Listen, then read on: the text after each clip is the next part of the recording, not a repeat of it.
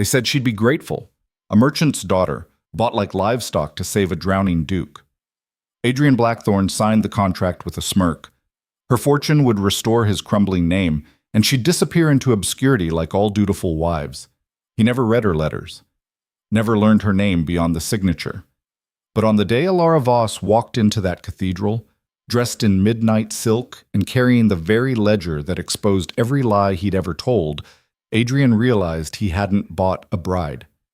He'd woken a storm that would shatter kingdoms, and it was already too late to run. If you want to see a duke brought to his knees by the one woman he underestimated, stay until the end. Drop a comment with your city and hit that like button. Let's build this empire together. The ink was still wet when Duke Adrian Blackthorne threw the contract onto the mahogany desk and reached for the whiskey. "Done," he said, voice flat as winter frost. "Tell Voss his investment is secure." Across from him, Lord Chamberlain Greaves folded his gloved hands with the careful precision of a man who'd spent 30 years cleaning up noble messes. His face betrayed nothing, but his silence spoke volumes. Adrian poured 3 fingers of amber liquid into a crystal glass, the kind his great-grandfather had commissioned from artisans in the southern provinces, back when the Blackthorne name still meant something other than scandal and ruin. He drained half the glass in one swallow. "You're certain about this?" Greaves asked quietly. Adrian laughed, a sound like gravel scraping bone. "Certain? Greaves, I'm drowning.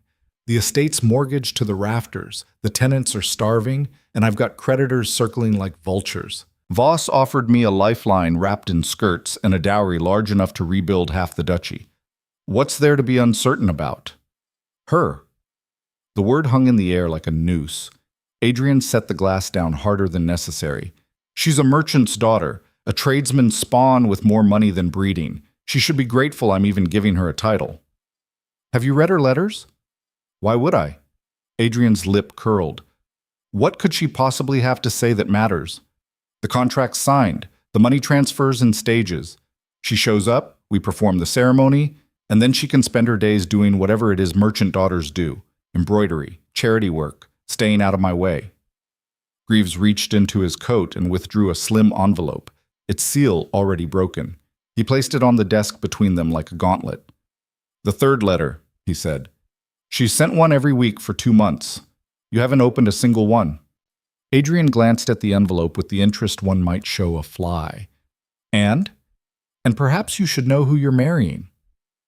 "I know everything I need to know. Her father's Matthias Voss, richest merchant in 3 kingdoms, owns half the shipping routes to the eastern continents, and smart enough to know that a title's worth its weight in gold when it comes to business deals. She's the price of admission to the aristocracy." "That's all?" "She's also a means to an end, Greaves, nothing more." Adrian stood, straightening the cuffs of his shirt with deliberate precision. "I don't need to know her favorite color or her childhood dreams. I need her money. The rest is theater." The Chamberlain's expression remained neutral, but something flickered behind his eyes. Pity, perhaps, or warning. "The wedding is in 6 weeks. Then I have 6 weeks to enjoy my freedom." Adrian smiled, the expression never reaching his eyes. "Afterwards, she can stay at Thornfield Estate. The country air will suit her. I'll remain here in the capital where I belong. The contract stipulates, I don't care what it stipulates. Voss wanted a duke for a son-in-law. He's getting one. What he's not getting is a say in how I live my life." Greaves gathered the papers with mechanical efficiency, but he left the letter on the desk. "Your father would have—" "My father," Adrian cut in, voice sharp as a blade, "drove this family into the ground with his gambling and his pride. I'm cleaning up his mess the only way I know how. If that requires marrying some girl who wouldn't know a salad fork from a soup spoon, so be it. But don't stand there and lecture me about honor when honor is what got us here in the first place." The Chamberlain bowed stiffly. "As you say, Your Grace." After Greaves left, Adrian stared at the letter for a long moment. Then he swept it into the drawer without opening it, poured another drink, and walked to the window overlooking the city. Far below, the capital sprawled in gaslit splendor. Theaters and townhouses, ballrooms and boulevards, all the glittering machinery of power and privilege. This was his world. Not some rural estate with mud and sheep and a merchant's daughter playing at nobility. He raised his glass to his reflection in the darkened window. To survival, he murmured, by any means necessary. What? 300 miles north, in a manor house that smelled of leather and ledgers, Elara Voss sat at her father's desk and read the absence like a language. No reply to the first letter. None to the second. The third had been returned unopened, the seal unbroken. She set it aside with the careful deliberation of someone cataloging evidence. He's not going to write back, you know. Her younger brother Simon leaned against the doorframe, arms crossed. At 17, he had their father's sharp features, but none of his patience. Adrian Blackthorne's a spoiled aristocrat who thinks we're beneath him. I know, Elara said calmly. Then why keep writing? Because I wanted to see if he'd read them, if he'd respond, if he had even the slightest curiosity about the woman he'd agreed to marry. She aligned the edges of the returned envelope with geometric precision. Now I know. Simon pushed off the doorframe and walked to the window. Father shouldn't have agreed to this. You deserve better than being sold to some bankrupt duke who can't even be bothered to— Father made a business decision, Elara interrupted, her voice cool and measured. The Blackthorne name opens doors that money alone cannot. And Adrian made his decision too. He chose wealth over partnership, status over respect. She stood, smoothing the dark green wool of her dress. Both are useful pieces of information. You sound like you're preparing for war. Elara smiled, a precise thing that didn't quite reach her eyes. I'm preparing to be a duchess. What's the difference? She crossed to the cabinet where her father kept maps and property surveys. From the bottom drawer, she withdrew a thick folder bound with black ribbon, everything she'd collected about Adrian Blackthorne and his failing duchy over the past 8 weeks. Estate records purchased from a helpful clerk, tax documents obtained through a friend in the territorial registry, letters from tenants pleading for repairs that never came, a detailed accounting of every debt, every missed payment, every crumbling building on Blackthorne land. And in the center of it all, a portrait.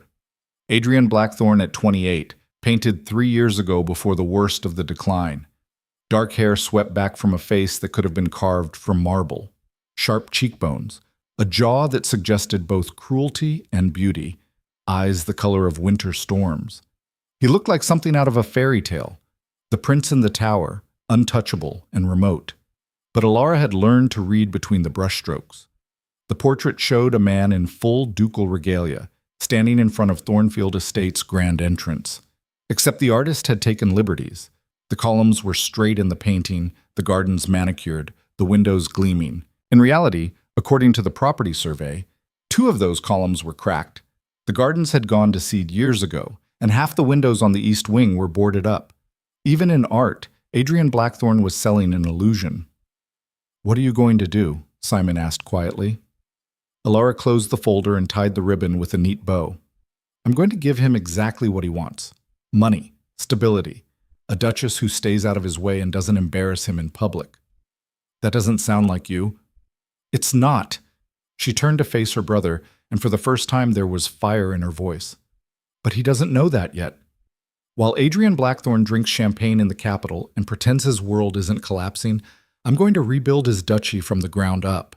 I'm going to earn the loyalty of every person he's neglected. I'm going to learn every secret, every weakness, every crack in his perfect facade. And then when we finally meet at the altar, I'll own everything he thinks he's using me to save. Her smile turned sharp. He wanted a transaction? He'll get one, just not the one he's expecting. Simon stared at his sister like he was seeing her for the first time. You're terrifying when you talk like that. Good, Elara said. I'll need to be. The weeks blurred into motion. While Adrian squandered the first installment of the dowry on new horses and a lavish birthday celebration for his mistress, Lady Genevieve Hart, a widow with expensive tastes and no morals to speak of, Elara traveled north to Thornfield Estate under cover of inspecting her future home. She arrived in early autumn when the trees were just beginning to turn and the air carried the bite of coming winter. The estate manager, a weathered man named Callum, who'd served 3 generations of Blackthornes, met her at the gates with barely concealed surprise. Lady Elara, he said, bowing awkwardly.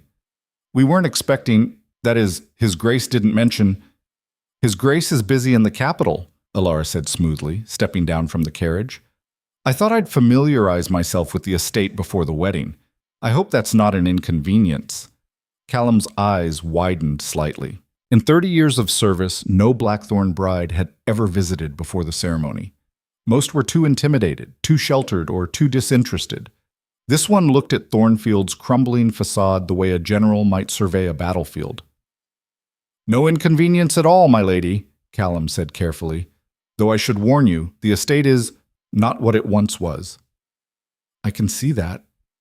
Elara's gaze swept over the overgrown drive, the sagging roofline, the gardens choked with weeds.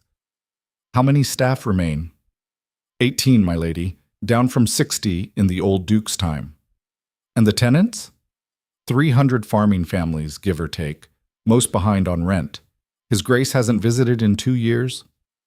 Elara nodded slowly as if confirming something she'd already suspected. "I'd like to see the account books. All of them. And a complete inventory of the estate, buildings, livestock, equipment, everything." Callum blinked. That's quite a lot of material, my lady." "I have time," Elara said, "and I'm a very fast reader." She spent 3 weeks at Thornfield, and in that time the estate woke up like a body remembering how to breathe. Elara didn't announce herself as the future Duchess. Instead, she introduced herself as Miss Voss, here to assess the property on behalf of interested parties. It gave her freedom to ask questions, to walk through fields and cottages without ceremony, to hear what people really thought when they weren't performing for nobility. What she heard broke her heart and hardened her resolve in equal measure. The tenants were starving. Not dramatically, no one was dying in the streets, but there was a grayness to them, a hollowness that came from years of being squeezed for every copper, while their roofs leaked and their children went barefoot. The steward who'd managed the estate before Callum had been skimming funds for a decade. Adrian had never noticed because he'd never checked the books. When the man finally died of a heart attack, he'd left behind a fortune in a hidden account and a trail of falsified records that painted a picture of prosperity while the reality crumbled. Callum had been trying to fix it, but without money or authority, he was fighting a losing battle. "Why didn't you write to the Duke?" Elara asked one evening, seated in the estate office with ledgers spread across every surface. Callum looked uncomfortable. "I did, miss. Twice. Never got a reply." Of course he hadn't. Elara worked through the night, translating the chaos of the accounts into something coherent. By dawn, she had a plan. She couldn't access the full dowry that was locked in the marriage contract, transferring in stages tied to the wedding and consummation. But she had her own money, an inheritance from her grandmother that her father had invested wisely. It wasn't enough to fix everything, but it was enough to start. She hired builders to repair the worst of the tenant cottages. She bought seed for the spring planting and tools to replace the broken ones. She negotiated with merchants in the nearest town to extend credit for supplies in exchange for future contracts at favorable terms. And she did it all quietly, under the name of the Voss Trust, a charitable foundation that technically existed on paper but had never been active until now. The tenants didn't know who was behind it. They just knew that for the first time in years, someone was helping. Meanwhile, in the capital, Adrian Blackthorn was falling apart in slow motion. The second installment of the dowry arrived right on schedule, and Adrian celebrated by buying out an entire theater for a private performance. Genevieve wore diamonds that cost more than some families earned in a year. The champagne flowed like water. But in the cold light of morning, alone in his townhouse with a headache like a knife behind his eyes, Adrian stared at the stack of bills on his desk and felt something close to panic. The money was vanishing faster than it arrived. He'd thought the dowry would solve everything, but it turned out that years of neglect had created debts that swallowed gold like a bottomless pit. The townhouse needed repairs. The creditors demanded payments. The lifestyle he'd built to convince everyone, including himself, that the Blackthorns were still powerful required constant maintenance. And in 6 weeks, he'd have to marry a woman he'd never met and pretend this was all part of the plan. He poured himself a drink. It was barely noon, but who was counting? And finally opened one of Elara's letters. "Dear Adrian," it began, the handwriting precise and elegant. "I hope this letter finds you well. As our wedding approaches, I thought it might be useful to introduce myself beyond the contractual formalities. My name is Elara Voss. I'm 24 years old. I enjoy mathematics, history, and classical music. I manage several of my father's business ventures and have some experience with estate management. I understand that our marriage is primarily a financial arrangement, but I believe that mutual respect and communication can make even a practical partnership more pleasant. I'd welcome the opportunity to meet you before the ceremony, if your schedule permits. If not, I look forward to making your acquaintance at the altar. I have some questions about Thornfield Estate and the duties I'll be expected to assume as Duchess. Perhaps we could correspond about the specifics. I want to be as prepared as possible to support your work and honor the Blackthorn legacy. With regards, Elara Voss. Adrian read it twice, trying to reconcile the formal, almost businesslike tone with his assumptions about merchant daughters. She wrote like someone drafting a contract, not a love letter. There was no simpering, no attempt to charm or seduce, just clean, clear communication. It unnerved him more than he wanted to admit. He checked the date, 8 weeks ago.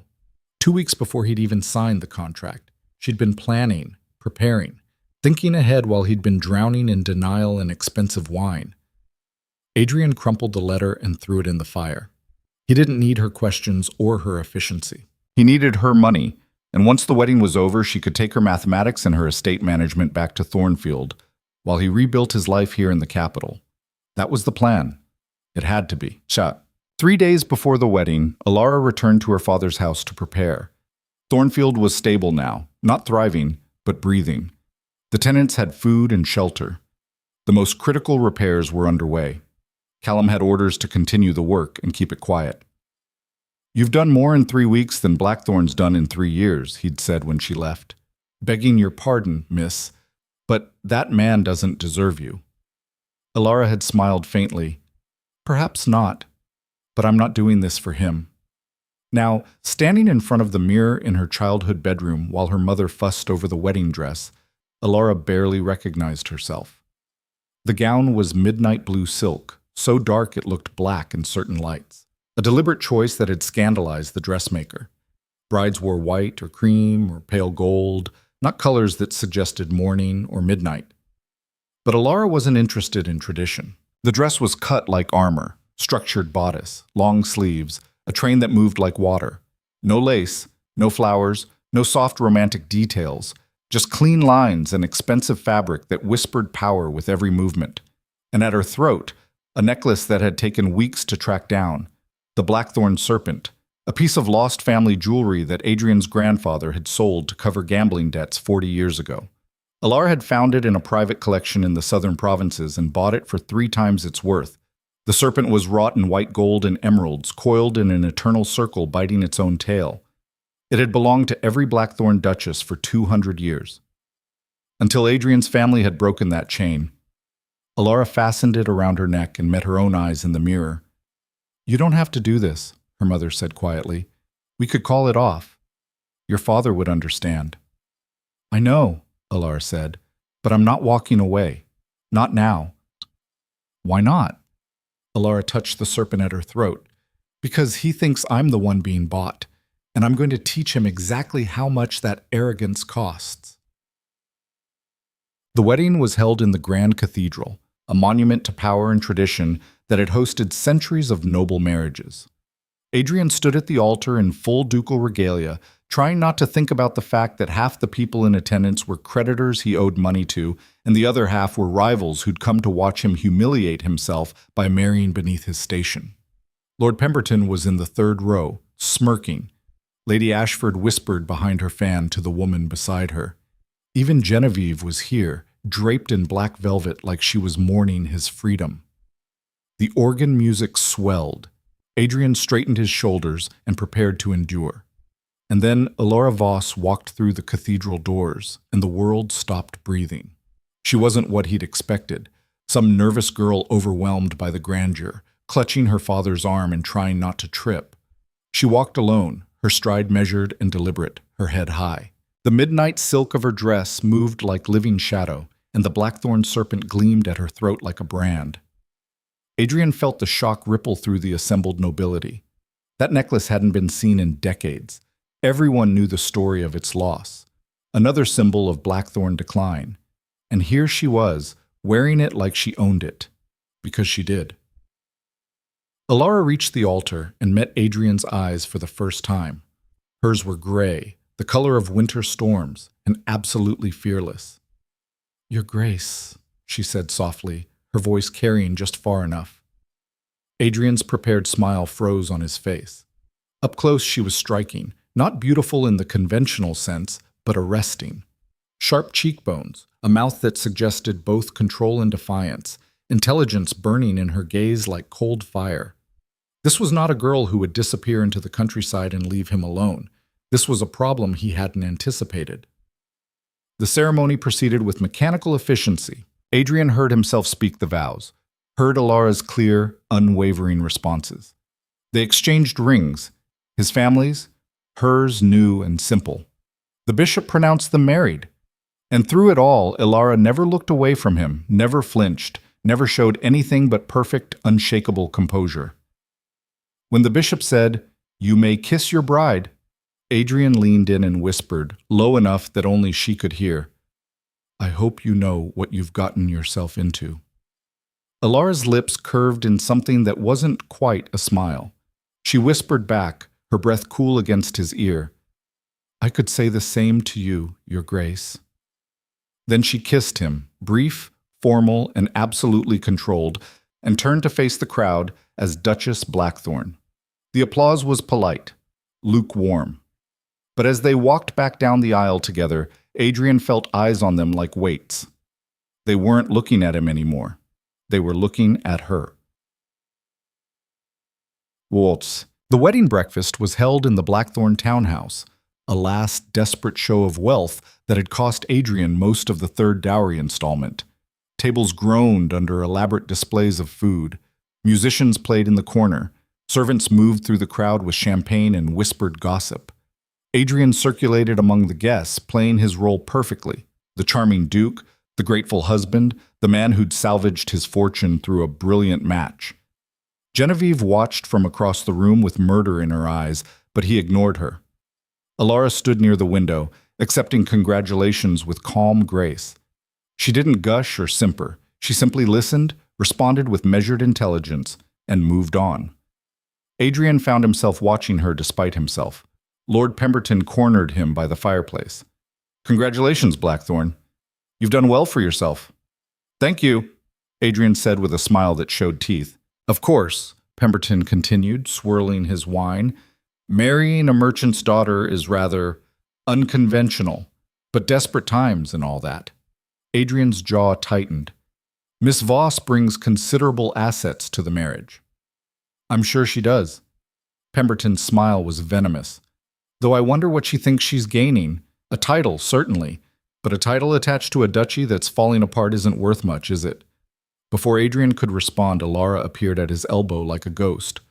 "Lord Pemberton," she said pleasantly. "How kind of you to attend."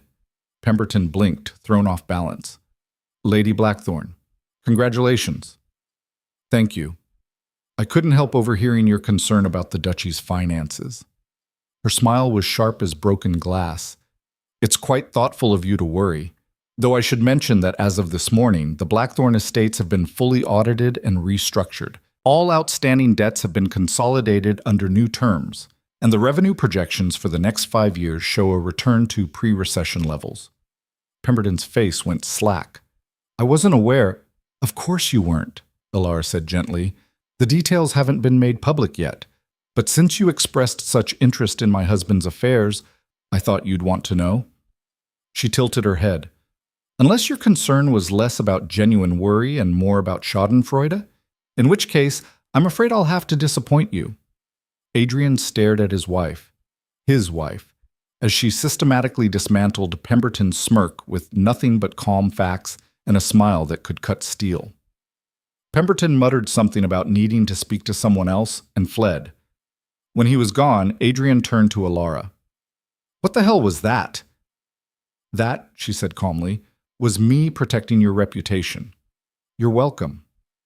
I didn't ask you to—" "No, you didn't ask for anything. You didn't write back to my letters. You didn't inquire about my work at Thornfield. You didn't even bother to learn my name until the contract forced you to. Her voice was still pleasant, but there was steel underneath. But we're married now, Adrian, which means your problems are my problems, and I solve problems. She walked away before he could respond, leaving him standing by the fire with a champagne flute in one hand and the sudden, uncomfortable realization that he'd made a terrible miscalculation. Elara Voss, Elara Blackthorn, wasn't a pawn, she was a player.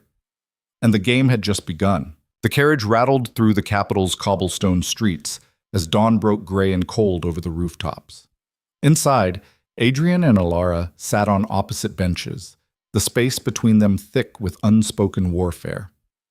Adrian stared out the window, jaw tight.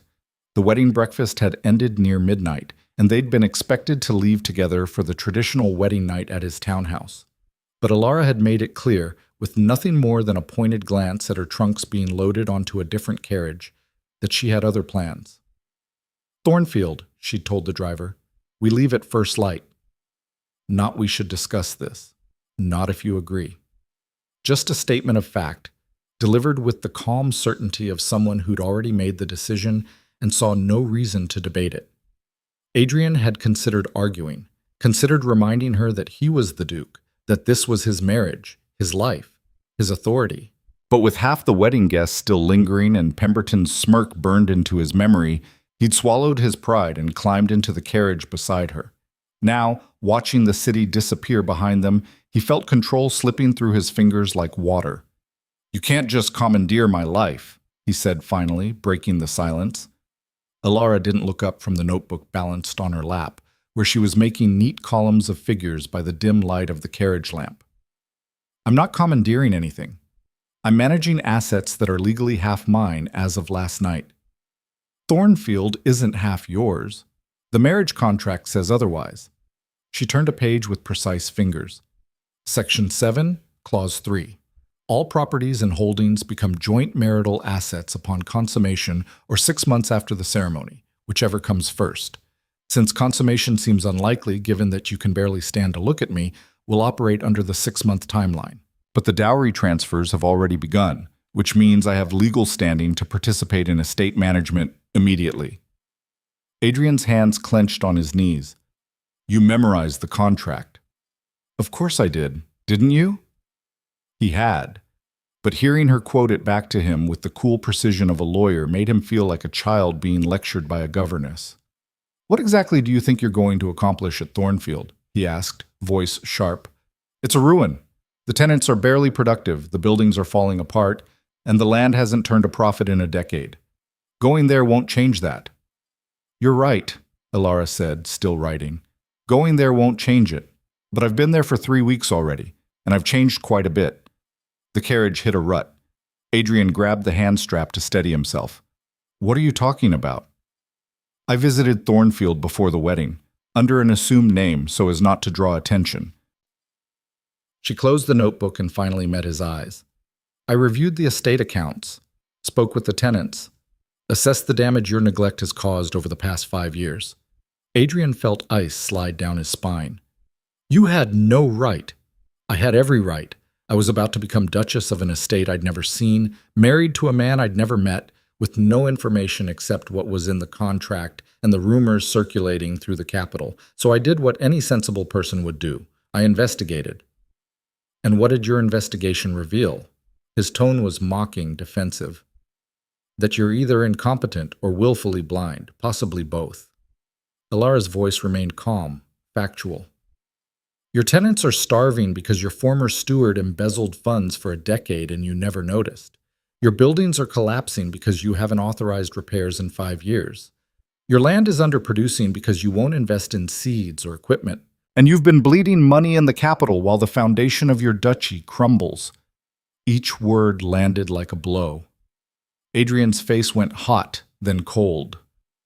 "I've been managing my father's affairs while he was dying," he said, voice tight. "Your father's been dead for 3 years. Then I've been managing the transition. You've been hiding." Elara's gray eyes were pitiless. "Hiding in the capital, in your townhouse, in your mistress's bed, anywhere but the place that actually needed you. And now the bill has come due, and you've married me to pay it." Adrian wanted to hit something, wanted to throw her out of the carriage, tear up the contract, Turn back time, too, before he'd been desperate enough to sell himself for money. But he couldn't, because everything she'd said was true. "What do you want from me?" he asked, the question coming out rawer than he'd intended. "An apology? Gratitude? Permission to take over and run things your way?" "I don't want anything from you." Elara reopened her notebook. "I'm simply informing you of the reality. You can participate in fixing it, or you can stay in the capital and pretend everything's fine. Either way, Thornfield will recover, with or without you." The carriage rolled on through the countryside. Adrian stared at his wife, this stranger who'd somehow seen through every lie he'd told himself, and felt something close to hatred burning in his chest. But beneath it, quieter and more disturbing, was a flicker of something else. Respect. He crushed it immediately. "I'll give you 3 months," he said coldly. 3 months to play Duchess at Thornfield. After that, I expect you back in the capital for the social season. We'll need to present a united front, attend the proper functions, maintain appearances. Can you manage that, or does your investigation not cover etiquette?" Elara smiled faintly. "I can manage. Can you?" Adrian didn't answer. He turned back to the window and watched the landscape blur past, trying to ignore the sinking feeling that he'd just lost a battle he hadn't even known he was fighting. Thornfield Estate rose out of the morning mist like a ghost of former glory. The main house was built of gray stone, 3 stories tall, with twin towers flanking the entrance. Ivy crawled up the eastern wall where nobody had bothered to trim it. Several windows on the upper floors were still boarded over, dark squares interrupting the facade like missing teeth. But something was different. Adrian leaned forward, frowning. The gardens along the drive, wild and overgrown the last time he'd visited, had been cleared. Not perfectly manicured, but tamed enough that you could see the original pathways. The fountain in the front courtyard, dry for years, was running again, water catching the weak sunlight. The carriage stopped. Callum appeared from the entrance, looking surprised to see Adrian. "Your Grace," he said, bowing. "We weren't expecting, that is, Lady Blackthorn didn't mention—" "My husband decided to accompany me," Elara said smoothly, stepping down from the carriage without waiting for assistance. "I trust the preparations are complete?" "Yes, my lady. The south wing is ready, just as you requested." Adrian followed slowly, feeling increasingly like an outsider at his own estate. "The south wing? What's wrong with the ducal chambers?" "Nothing," Elara said, "but they haven't been occupied in 3 years, and the roof over that section needs repair before the autumn rains. The south wing is structurally sound and has been cleaned. You're welcome to inspect the ducal chambers if you prefer, but I wouldn't recommend sleeping there unless you enjoy waking up to water damage." Callum coughed into his hand, clearly trying not to smile. Adrian felt heat crawl up his neck. "Fine. The south wing." He spent the rest of the morning wandering through Thornfield like a stranger in a museum. Everything felt familiar but wrong. Rooms he remembered empty were now furnished with simple, sturdy pieces. Hallways he'd expected to find dusty and dark had been cleaned and aired out. The kitchen, which used to echo with vacancy, hummed with activity as cook supervised 2 new maids preparing lunch. "Where did all these people come from?" he asked Callum when he finally tracked the estate manager down in the eastern gardens. Callum looked up from the rosebush he was pruning. "Lady Blackthorn hired them, Your Grace. She said if we're to restore the estate properly, we need adequate staff. She brought in workers from the village, folk who needed employment, and negotiated fair wages." "With what money?" "Her own, initially. She established a trust fund. Now that the dowry is transferring, she's shifting expenses to the estate accounts, but she was very particular about making sure we operated within budget projections." Adrian stared at the gardens. They weren't beautiful yet. Too much repair work remained, but they were alive in a way they hadn't been in years. Someone had cared enough to make them breathe again. "How long has she been planning this?" he asked quietly. "Don't know, Your Grace, but she knew what she was doing from the moment she arrived. Had lists, schedules, priorities all worked out. Didn't waste a minute." Callum clipped a dead branch with sharp precision. "If you don't mind me saying, sir, she's the best thing that's happened to this estate in a decade." Adrian wanted to argue, wanted to defend himself, to point out that he'd been dealing with impossible circumstances, that nobody could have fixed the mess his father left behind. But standing in the garden his wife had brought back from the dead while he'd been buying diamonds for his mistress The words died in his throat. Lunch was served in the small dining room, a more intimate space than the formal hall. Elara sat at one end of the table, Adrian at the other, with enough empty space between them to park a carriage. They ate in silence for several minutes. The food was simple but good: roasted chicken, fresh bread, vegetables from the kitchen garden that someone had apparently resurrected while Adrian wasn't paying attention. "I assume you'll want to return to the capital soon?" Elara said eventually, cutting her chicken with surgical precision. "There's no need for you to stay here if it makes you uncomfortable." "It doesn't make me uncomfortable." "No?" She raised an eyebrow. "You've been wandering the house all morning like you're lost. You barely recognize your own estate." "I recognize it fine." "Then you must notice how much has changed." Elara set down her fork. "The question is whether you care." Adrian's jaw tightened. "Of course I care. This is my family's legacy." "Is it?" The question was soft but deadly. "Because from where I'm sitting, your family's legacy is rot and ruin and a name that means less every year. What I'm building here isn't a resurrection of the past. It's something new. The question is whether you want to be part of it, or whether you'd prefer to cling to the illusion that you're still the powerful duke you pretend to be in the capital." The words hit like a slap. Adrian stood so fast his chair scraped against the floor. "You don't know anything about me," he said, voice shaking with barely controlled anger. "You've been here for 3 weeks. I've carried this family's burden my entire life. Don't you dare lecture me about legacy? Then act like it matters." Elara's composure finally cracked, fire flashing in her gray eyes. "Stop hiding behind champagne and aristocratic pride and actually do something. Your tenants are suffering, your estate is dying, and you're so busy protecting your ego that you can't see what's right in front of you." "What's right in front of me," Adrian said coldly, "is a merchant's daughter who thinks buying her way into nobility makes her better than the people born to it." "No." Elara stood slowly, her voice dropping to something quiet and dangerous. "What's right in front of you is the only person willing to save you from yourself. And instead of gratitude or partnership, I get resentment and contempt. So here's what's going to happen, Adrian. You're going to go back to the capital. You're going to live your life exactly as you have been. The parties, the mistress, the expensive illusions. And I'm going to stay here and rebuild your duchy. In 3 months, you'll come back for the social season, and we'll play the happy couple in public. But don't ever mistake my competence for social climbing. And don't ever assume I need your approval." She walked out of the dining room without looking back, leaving Adrian standing alone among the ruins of his pride. He left the next morning, told himself it was because he had business in the capital, commitments that couldn't wait. But the truth sat like a stone in his chest.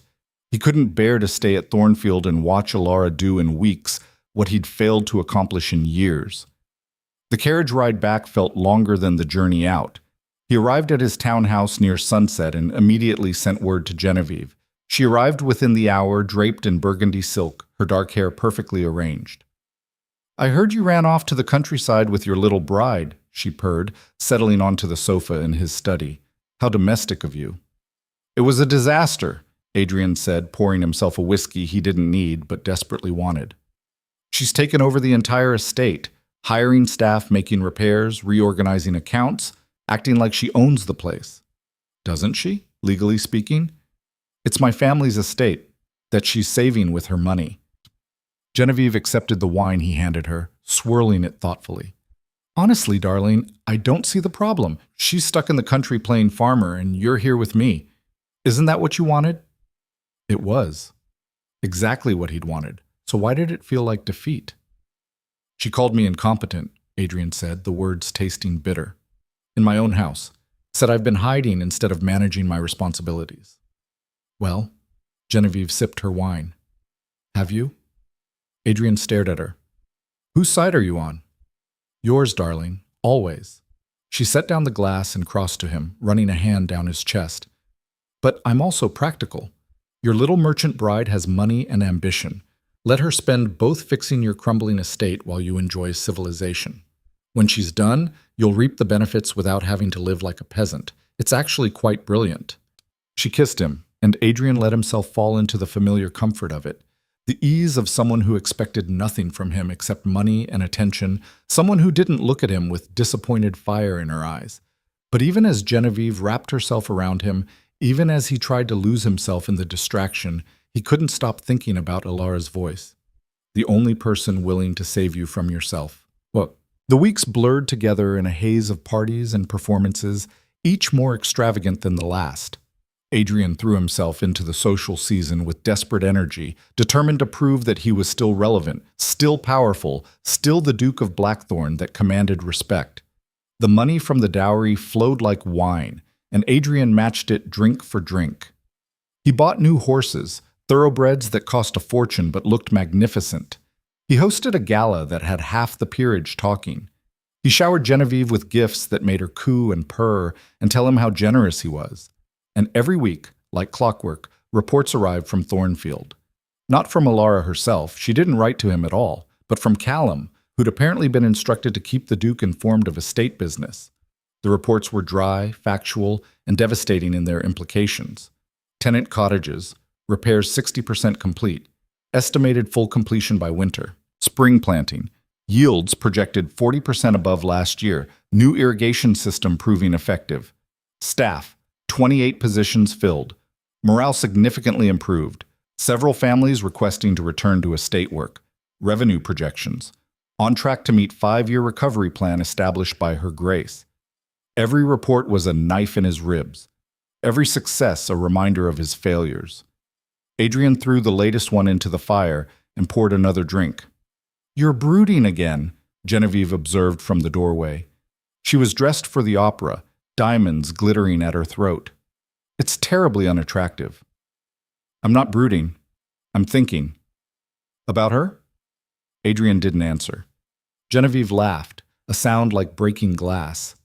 "You are. You're thinking about your little wife working herself to death in the mud while you're here with me. Does it bother you, Adrian, that she's making you look bad?" "She's not making me look. Everyone's talking about it." Genevieve examined her reflection in the mirror, adjusting an earring. The merchant duchess who's rebuilding Thornfield while the Duke plays in the capital.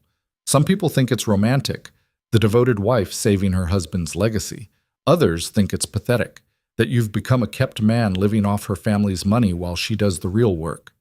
Heat flooded Adrian's face. "That's not, isn't it?"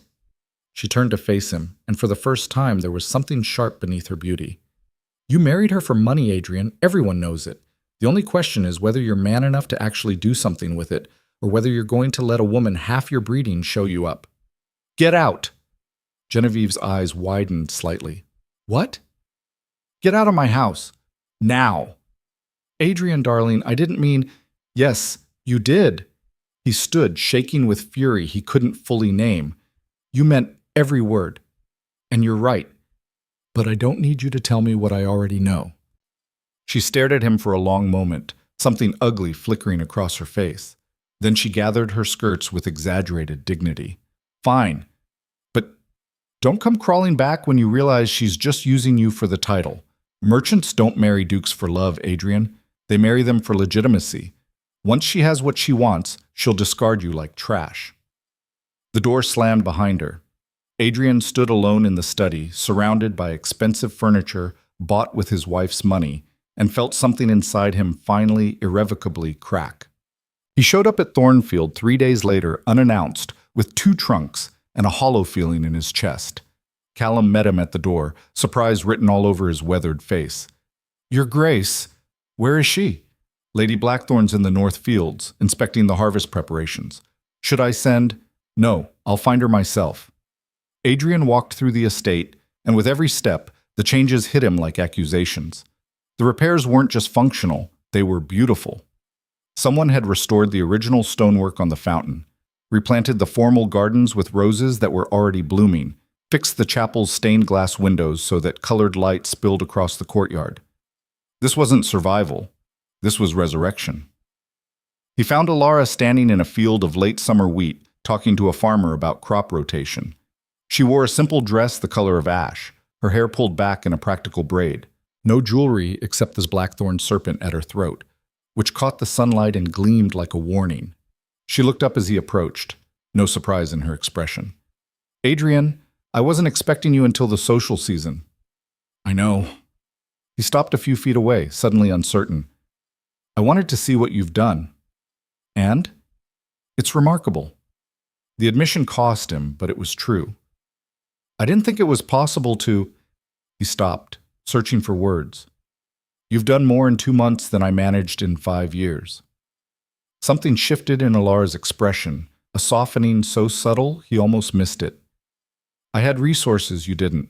Money, time, distance from your father's shadow. Still, Adrian looked out over the fields, golden and alive. You did this. You saved Thornfield. I'm not finished. Elara turned back to the farmer, dismissing Adrian's gratitude with the ease of someone who didn't need his approval. We still have the winter repairs, the tenant contracts to renegotiate, the investment in next year's planting. I want to help. The words came out before he could stop them. Elara froze, her eyes snapping back to his face. Why? Because it's my estate, my responsibility, and because... He swallowed hard. Because you were right. I've been hiding, running from everything my father broke instead of trying to fix it. But I'm here now, and I'm asking, not demanding, asking if you'll let me help. Elara studied him with those storm-gray eyes, measuring, calculating. Your mistress won't like it. I ended things with Genevieve. Why? Because she made me choose between feeling powerful and being useful, and I chose wrong for too long. The silence stretched between them, heavy with possibility. Finally, Elara nodded slowly. All right, but there are conditions. Of course there are. No drinking during work hours, no undermining my decisions in front of the staff, no throwing money at problems instead of solving them properly. And if you make promises to the tenants, you keep them, no matter how inconvenient. Each condition was a test. Adrian met her eyes and accepted them all. Agreed. Elara's lips curved in something that might have been the beginning of a smile. Then welcome home, Your Grace. Try not to break anything. The work was brutal. Adrian had spent his entire life being served, being deferred to, being insulated from the actual mechanics of survival. Now he spent 14-hour days learning estate management from a woman who'd mastered it while he was wasting her dowry. Elara was a relentless teacher. She woke him before dawn to review accounts, dragged him through fields to learn crop yields, made him sit through tenant meetings where he had to listen to complaints about problems he'd created through negligence. And slowly, painfully, he began to understand how much damage he'd done. There was Mrs. Brennan, whose son had died of fever because she couldn't afford medicine, and the estate physician had left years ago when Adrian stopped paying his salary. Thomas Reed, who'd lost his farm to debt after the former steward raised rents illegally, and Adrian never checked the records. The Kirby family, whose daughter had a gift for numbers but no opportunity for education because the village school had closed. Face after face, story after story, evidence of his failure written in lives bent and broken by neglect. I didn't know, he said one evening, sitting in the estate office with ledgers spread around him like gravestones. I should have, but I didn't. Ignorance isn't an excuse, Elara said, not unkindly. But it's a starting point. What matters is what you do now. What he did was work. Sunrise to sunset, learning everything he'd never bothered to know. Elara taught him to read the land, to negotiate with merchants, to balance budgets and project yields and manage people who'd given up on him years ago. And somewhere in the middle of harvest season, as they stood in the great hall celebrating the best crop in a decade with tenants who actually smiled when they saw him, Adrian realized something that terrified him. He was starting to respect his wife, more than respect her. He was starting to need her. The first snow came early that year, dusting Thornfield's towers with white and turning the landscape into something out of a winter painting. Adrian woke to find Elara already gone from her chambers. They still maintained separate rooms, the marriage unconsummated, the distance between them carefully preserved.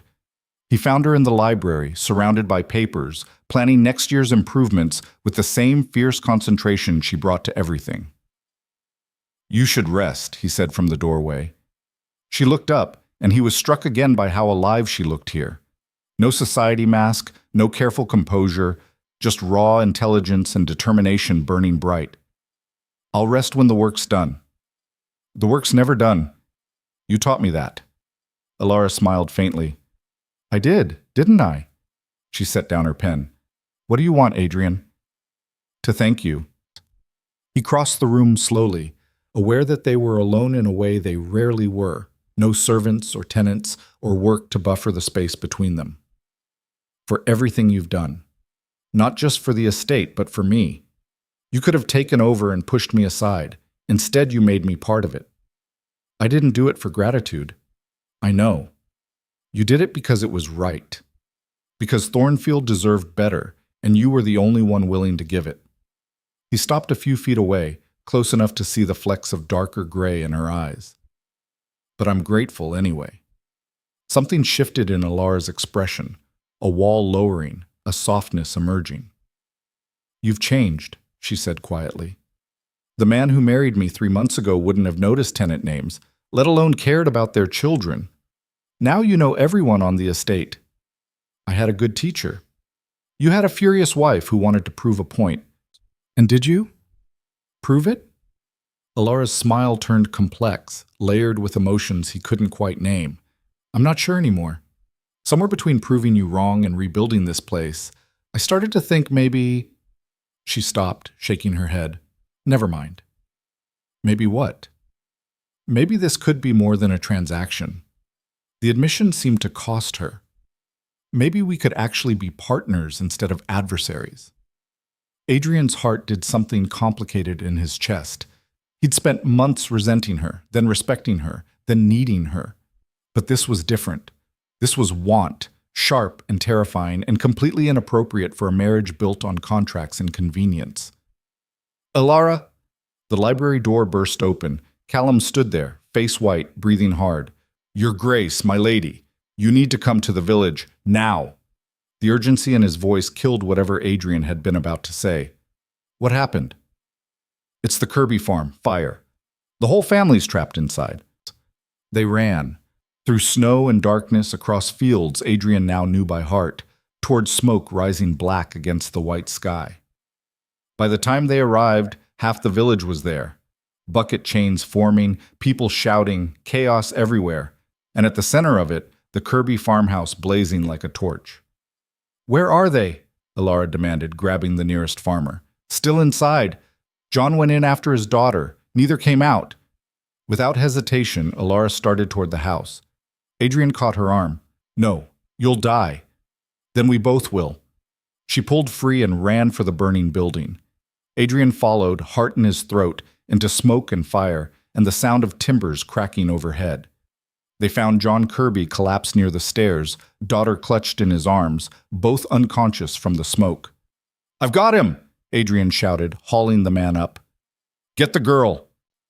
Elara grabbed the child, couldn't be more than 7, and they staggered back toward the door as the roof began to cave in. Someone threw water, someone else screamed, and then they were outside in clean air, coughing and alive while the house collapsed behind them. The physician, one Elara had hired with dowry money, worked on both Kirbys while the village watched in tense silence. Minutes crawled by like hours. Finally, blessedly, John Kirby coughed. His daughter whimpered. They'd live. The crowd erupted in relief. People clapped shoulders, whispered prayers, celebrated survival. And Adrian, still kneeling in the snow beside his wife with soot on his face and fear in his blood, realized something fundamental had changed.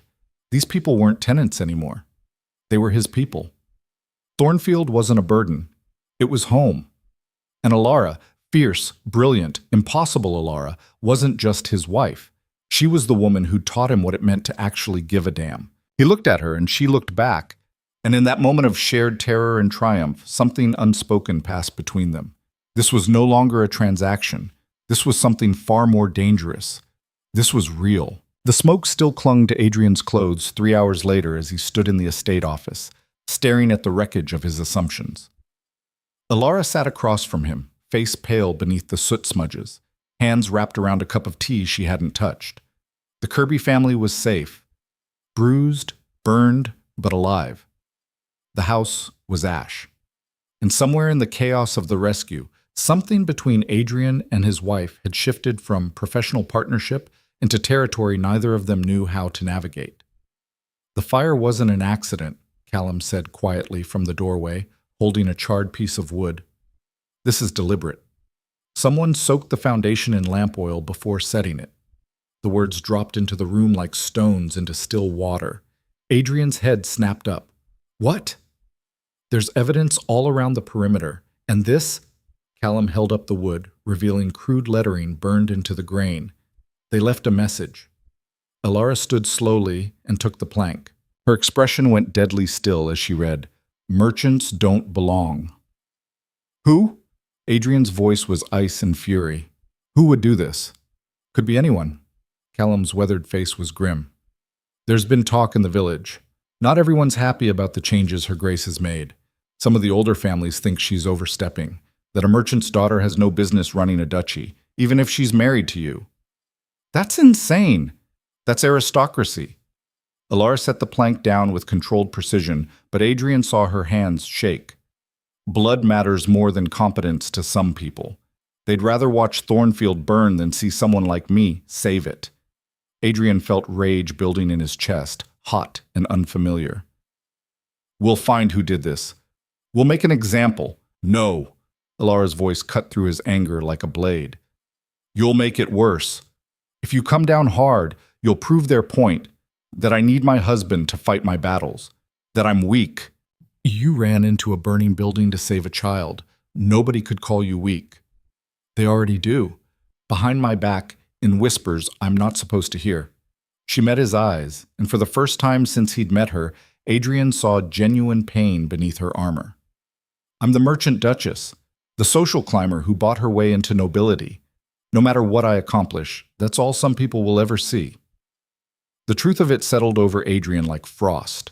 He'd been so focused on his own resentment, his own wounded pride, that he'd never stopped to consider what Elara had been facing. The same contempt he'd shown her, multiplied across an entire social structure that valued breeding over everything. Then we proved them wrong, he said quietly. Together. Elara studied him for a long moment, searching for something in his face. Whatever she found there made her nod slowly. Together. But we need to be smart about this. Whoever set that fire wanted to scare me away or discredit me. We can't give them the satisfaction. What do you suggest? We rebuild the Kirby farm. Better than before. We show everyone that attacking my people, she paused, correcting herself, our people, has consequences. Not violence, progress. Adrian felt something fierce and protective surge through him. I'll authorize whatever funds. No, we do this properly. Through the estate budget, transparent and by the book. No special treatment, no charity that makes the Kirbys objects of pity. We rebuild their farm the way we'd rebuild any tenant property that was damaged, because that's what good landlords do. She was right. She was always right. And it was starting to drive him insane in ways that had nothing to do with frustration and everything to do with the way her mind worked, sharp and precise and utterly fearless. All right, Adrian said, we do it your way, but I want increased patrols, guards on the estate. Whoever did this might try again. Agreed.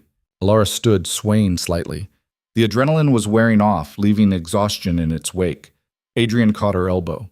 When's the last time you slept? I don't remember. Then you're going to bed. Now. Everything else can wait. Adrian, that's an order from your husband. He softened it with something close to a smile. And before you remind me you don't take orders, consider it a request from someone who's terrified you're going to collapse. Elara looked at him, something unreadable flickering across her face. You were terrified. What? When I ran into the fire. You were terrified. Her voice was soft, almost wondering. I saw it in your eyes when we got out. Adrian's throat went tight. You could have died. So could you. I know. He was still holding her elbow, he realized, still standing close enough to see the gold flecks in her gray eyes, to smell smoke and rosewater and something uniquely her. I've spent months trying to figure out what you are to me. Business partner, savior, adversary. But standing outside that burning house, watching you risk your life for people you barely know, I realized. The office door slammed open. A writer stood there, mud-splattered and breathing hard, holding an envelope sealed with the royal crest. Urgent message from the capital, the man gasped. For the Duke and Duchess of Blackthorn. Adrian took the envelope with numb fingers. The royal seal meant official business, summons, legal matters, things that couldn't be ignored. He broke the wax and unfolded the heavy parchment. What he read made his blood run cold. "What is it?" Elara asked, all exhaustion forgotten. Adrian's voice came out flat, dead. "We're being summoned to court. There's been a formal challenge to our marriage." The journey to the capital took 3 days, and every mile felt like descending into a nightmare. According to the summons, Lord Marcus Pemberton had filed a legal petition with the Crown, claiming that Adrian's marriage to Elara violated ancestral property laws. The argument was technical, something about merchant families being prohibited from holding certain hereditary titles through marriage. But the intent was clear. Pemberton wanted to invalidate their union and seize Thornfield's assets through a legal loophole that would declare Adrian bankrupt and the estate forfeit. "He's been planning this since the wedding," Elara said, reading through the petition documents for the 3rd time. They sat in the carriage as the capital's skyline emerged from the winter haze, waiting for the perfect moment to strike. "Why now?" "Because we're succeeding." Her voice was bitter. "Thornfield's recovery threatens him. If we prove that merit matters more than bloodlines, it undermines everything aristocrats like Pemberton believe in." Adrian stared out at the city he'd once called home. Now it looked alien, hostile, a place where people played games with laws and lives for sport. "Can he win?" he asked quietly. "I don't know. The law's ambiguous. It depends on how the Crown interprets precedent." Elara's hands tightened on the papers. "But even if we win, the scandal will destroy your reputation. Everyone will know you married a merchant for money. You'll become a joke." "I don't care about my reputation." "Liar." She said it gently, without judgment. "You've spent your entire life protecting it. Don't pretend you're willing to throw it away now." Adrian turned to face her fully. "I'm not pretending. 6 months ago, my reputation was all I had. Now I have something worth more than what people think of me. I have work that matters, people who depend on me, and I have—" He stopped, the words catching in his throat. "What?" Elara's voice was barely a whisper. "You," he said simply. "I have you, and I'm not losing that to satisfy Pemberton's ego." Something raw and undefended flickered across Elara's face. "Adrian!" The carriage stopped. They'd arrived at the Blackthorn townhouse, and a crowd had already gathered outside. Nobles in expensive coats, reporters with notebooks, curiosity seekers hoping for scandal. Elara's mask slammed back into place. "Show time," she murmured, and stepped out into the wolves' den. The court hearing was set for 3 days hence, giving them barely enough time to prepare. Adrian's solicitor, an ancient man named Whitmore, who'd served the family for 40 years, was pessimistic. "The law's a mess of contradictions," he explained, spreading documents across the townhouse study. "Technically, merchants can marry into nobility, but there are clauses about dilution of bloodlines, protection of ancestral properties, prevention of commercial interests corrupting hereditary estates, all of which is aristocratic nonsense designed to keep power in the hands of people who inherited it," Elara finished. She'd been studying property law for 2 days straight, surviving on coffee and stubborn will. But precedent matters. Has this challenge ever succeeded before? Twice. Both times the marriages were annulled and the estates reverted to the Crown or the nearest male heir. Adrian's stomach dropped. "Then we're finished." "Not necessarily." Whitmore adjusted his spectacles. "Both previous cases involved fraud, brides who'd concealed their merchant backgrounds. You, Lady Blackthorn, made no such deception. The contract was clear. Your father's status was documented. If we can prove that Lord Pemberton's real motivation is financial gain rather than legal principle, we might convince the Crown to dismiss his petition." "How do we prove motivation?" Adrian asked. "Evidence. Correspondence. Witnesses who can testify to his true intentions." Whitmore looked tired. "It won't be easy. Pemberton's covered his tracks well." Elara stood abruptly, crossing to the window. Outside, the capital glittered with gas lamps and privilege, beautiful and rotten. "There's another option." "What option?" Adrian moved to stand beside her. "I could leave. Voluntarily annul the marriage, sign away any claim to Blackthorn property, and return to my father's house. Her voice was steady, but Adrian heard the cost beneath it. Without me, Pemberton has no grounds for his petition. The estate would remain yours, and you'd lose everything you've built. The work would survive. You could continue it. The tenants would still have the repairs, the improvements, the foundation we've laid. She didn't look at him. It's the practical solution. It's surrender. It's survival. Adrian grabbed her shoulders, forcing her to face him. Is that what you want? To walk away from Thornfield? From everything we've accomplished? What I want doesn't matter. It's the only thing that matters. His voice cracked with intensity. Elara, you've spent 6 months teaching me that running from problems doesn't make them disappear. Now you're suggesting we do exactly that? I'm suggesting I remove myself from the equation so you don't lose everything because of me. You are everything. The words exploded out of him, raw and unfiltered. The estate, the work, the purpose I've found, none of it exists without you. Thornfield was dying before you arrived. I was dying before you arrived. And now you want to leave because some aristocratic vulture thinks merchants don't belong in his precious bloodline. No, absolutely not. Elara stared at him, eyes wide. Adrian, we fight, he said fiercely. We stand in front of that court and we fight, not just for the estate or the marriage contract, for the principle that competence matters more than birth. That a woman who saved an entire duchy deserves respect, not contempt. And if we lose together. But I won't let you sacrifice yourself to protect me. Not now, not ever.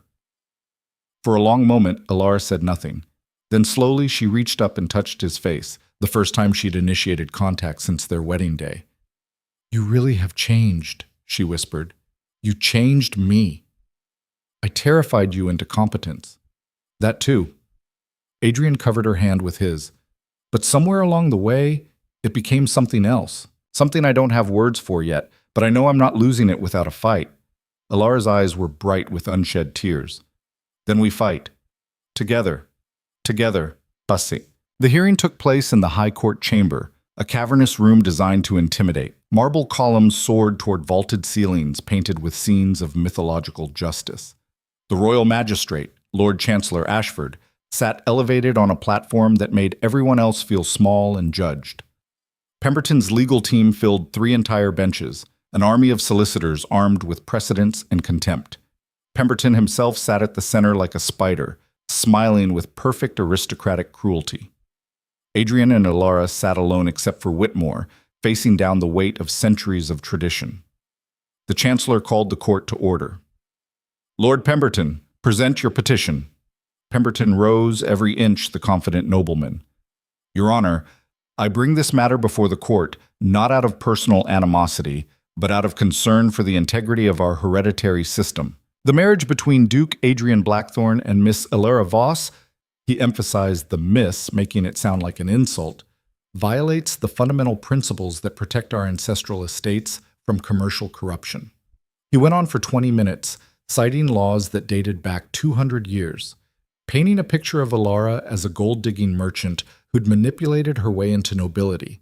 Every word was calculated to wound while staying just within the bounds of legal discourse. Adrian felt Elara tense beside him, saw her hands clench in her lap, but her face remained perfectly composed.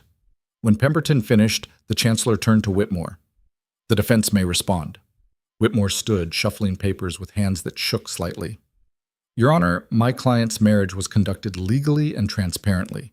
All contracts were filed properly. Miss Voss's background was documented and disclosed. There is no fraud here, no deception. What Lord Pemberton calls corruption, we call progress. Progress? Pemberton interrupted, voice dripping disdain. Is that what we're calling it when merchant families buy their way into positions they have no breeding for? Lord Pemberton, the Chancellor said mildly, you'll have your turn to rebut. Mr. Whitmore, continue. But the damage was done. The murmur of agreement from the gallery, the nodding heads among the assembled nobles. Adrian saw the court slipping away from them in real time. Whitmore tried. He presented evidence of Thornfield's recovery, testimony from tenants about Elara's work, financial records showing the estate's return to solvency. All of it factual, all of it true. and none of it mattered to people who'd already decided that blood was everything. The Chancellor called a recess. Adrian and Elara retreated to an antechamber, Whitmore trailing behind like a funeral procession. "It's not going well," the solicitor said unnecessarily. The Chancellor's sympathetic, but the precedent is clear. Unless we can prove Pemberton's acting in bad faith, we can't. Elara's voice was hollow. He's been too careful. Adrian paced like a caged animal. There has to be something, some argument, some evidence. There isn't.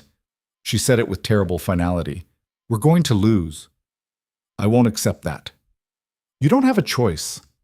Elara stood, brushing imaginary dust from her dress, midnight blue again, armor against the world. But I do. She walked back into the courtroom before Adrian could stop her. When the session resumed, Elara did something no one expected. She stood and addressed the Chancellor directly. Your Honor, may I speak?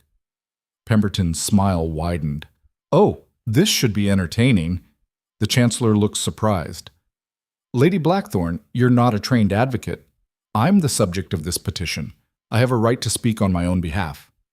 After a pause, the Chancellor nodded. Very well, proceed.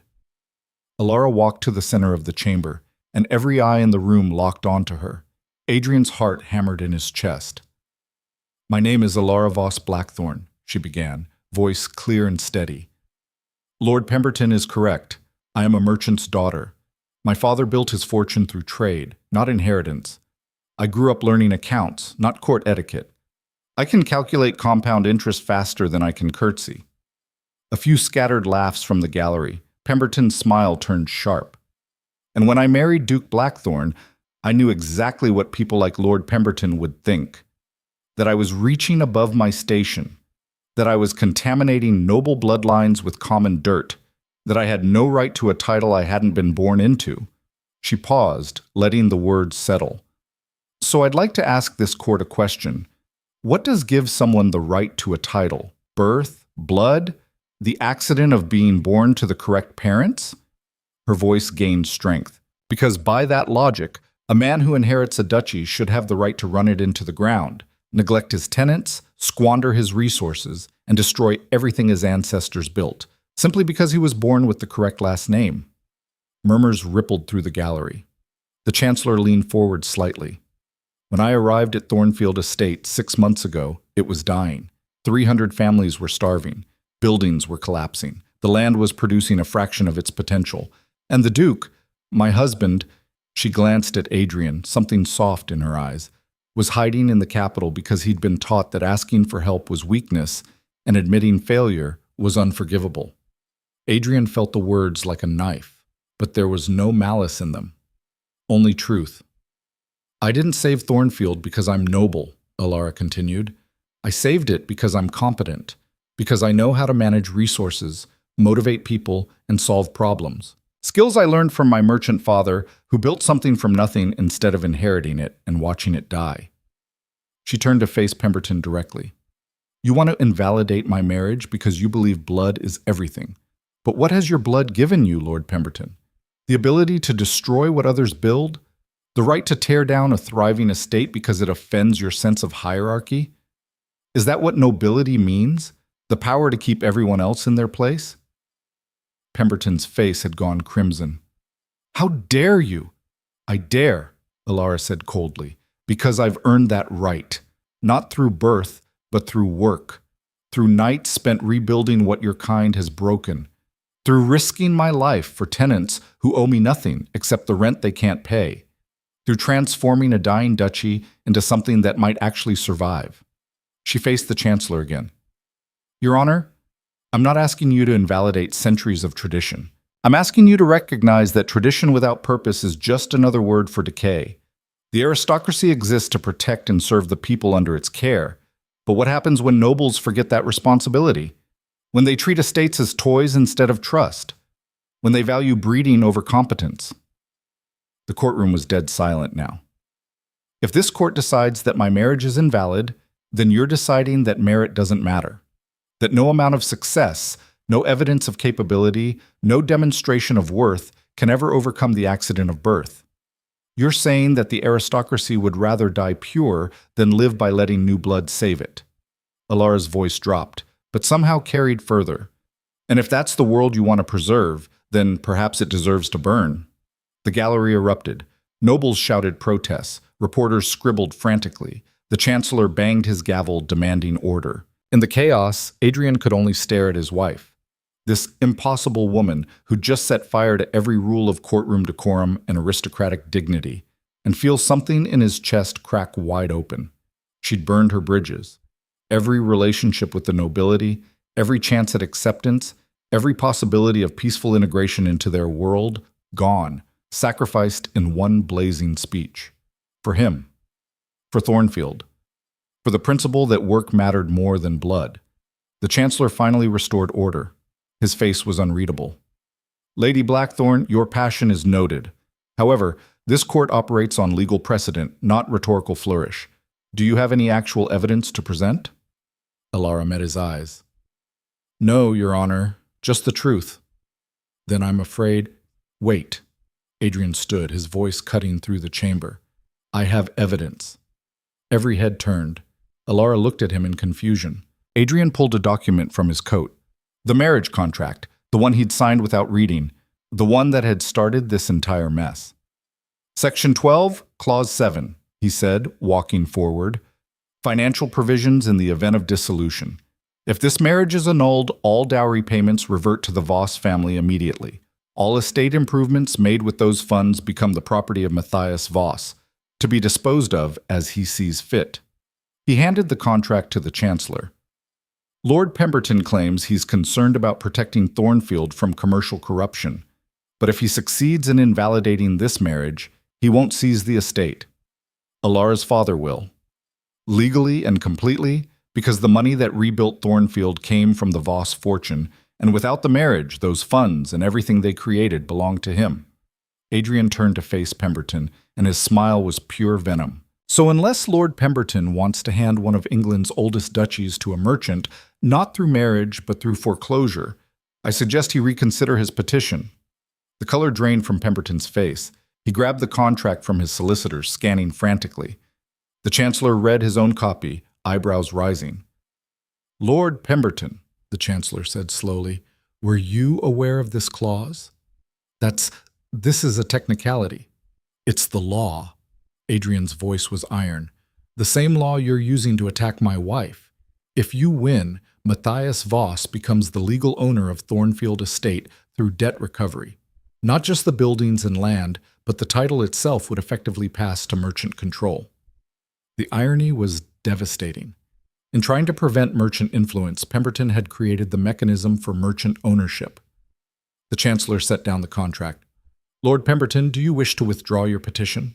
Pemberton looked like he'd swallowed glass. His solicitors were whispering frantically, but the math was simple. If he won the case, he'd create exactly what he claimed to oppose. Pemberton's voice was strangled. Yes, I withdraw the petition. The gavel came down. Case dismissed. The marriage stands. The gallery exploded again, but this time with shock instead of outrage. Pemberton fled the courtroom like a beaten dog, his entourage scattering. Adrian turned to Elara, whose face showed pure disbelief. You knew, she whispered, about the clause. I read the contract. Finally. Last night. He smiled faintly.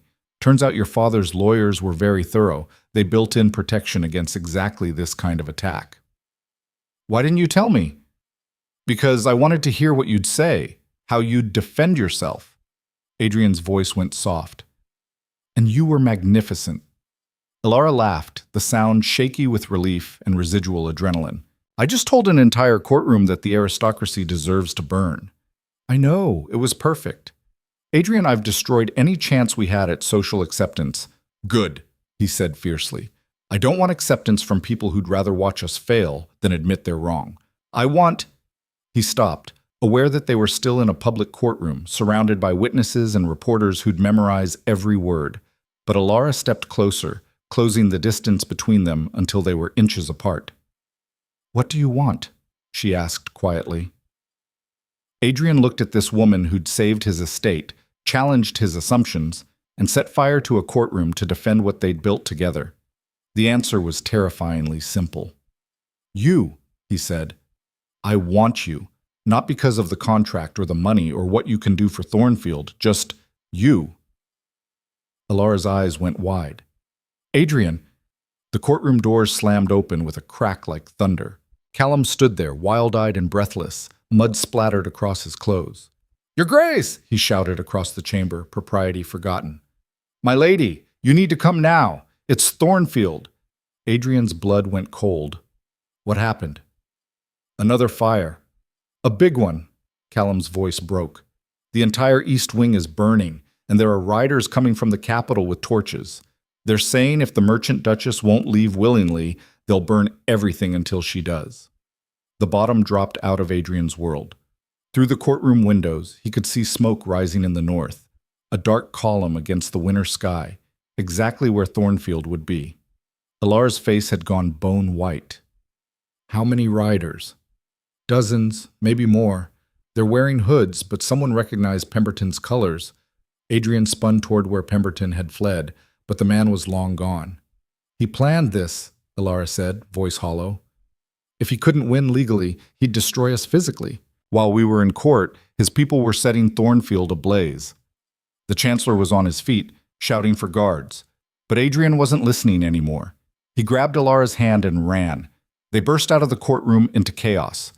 Horses, weapons, a carriage being brought around.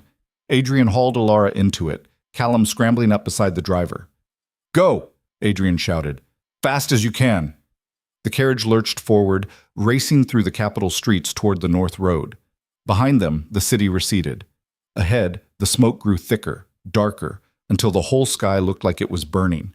And Adrian realized with sick certainty that they were riding toward the fight that would either forge them into something unbreakable or destroy everything they'd built. There was no middle ground anymore.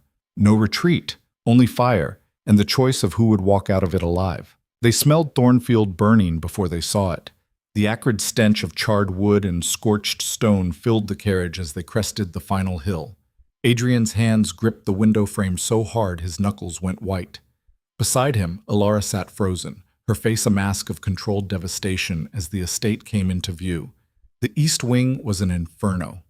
Flames licked 50 feet into the winter sky, turning twilight into artificial dawn. But worse than the fire itself was what surrounded it. Dozens of hooded riders circling the property like wolves, torches held high, blocking every approach to the house. "They're not trying to put it out," Elara whispered, voice breaking. "They're making sure it burns completely." The carriage driver pulled up at the edge of the property, too terrified to go closer.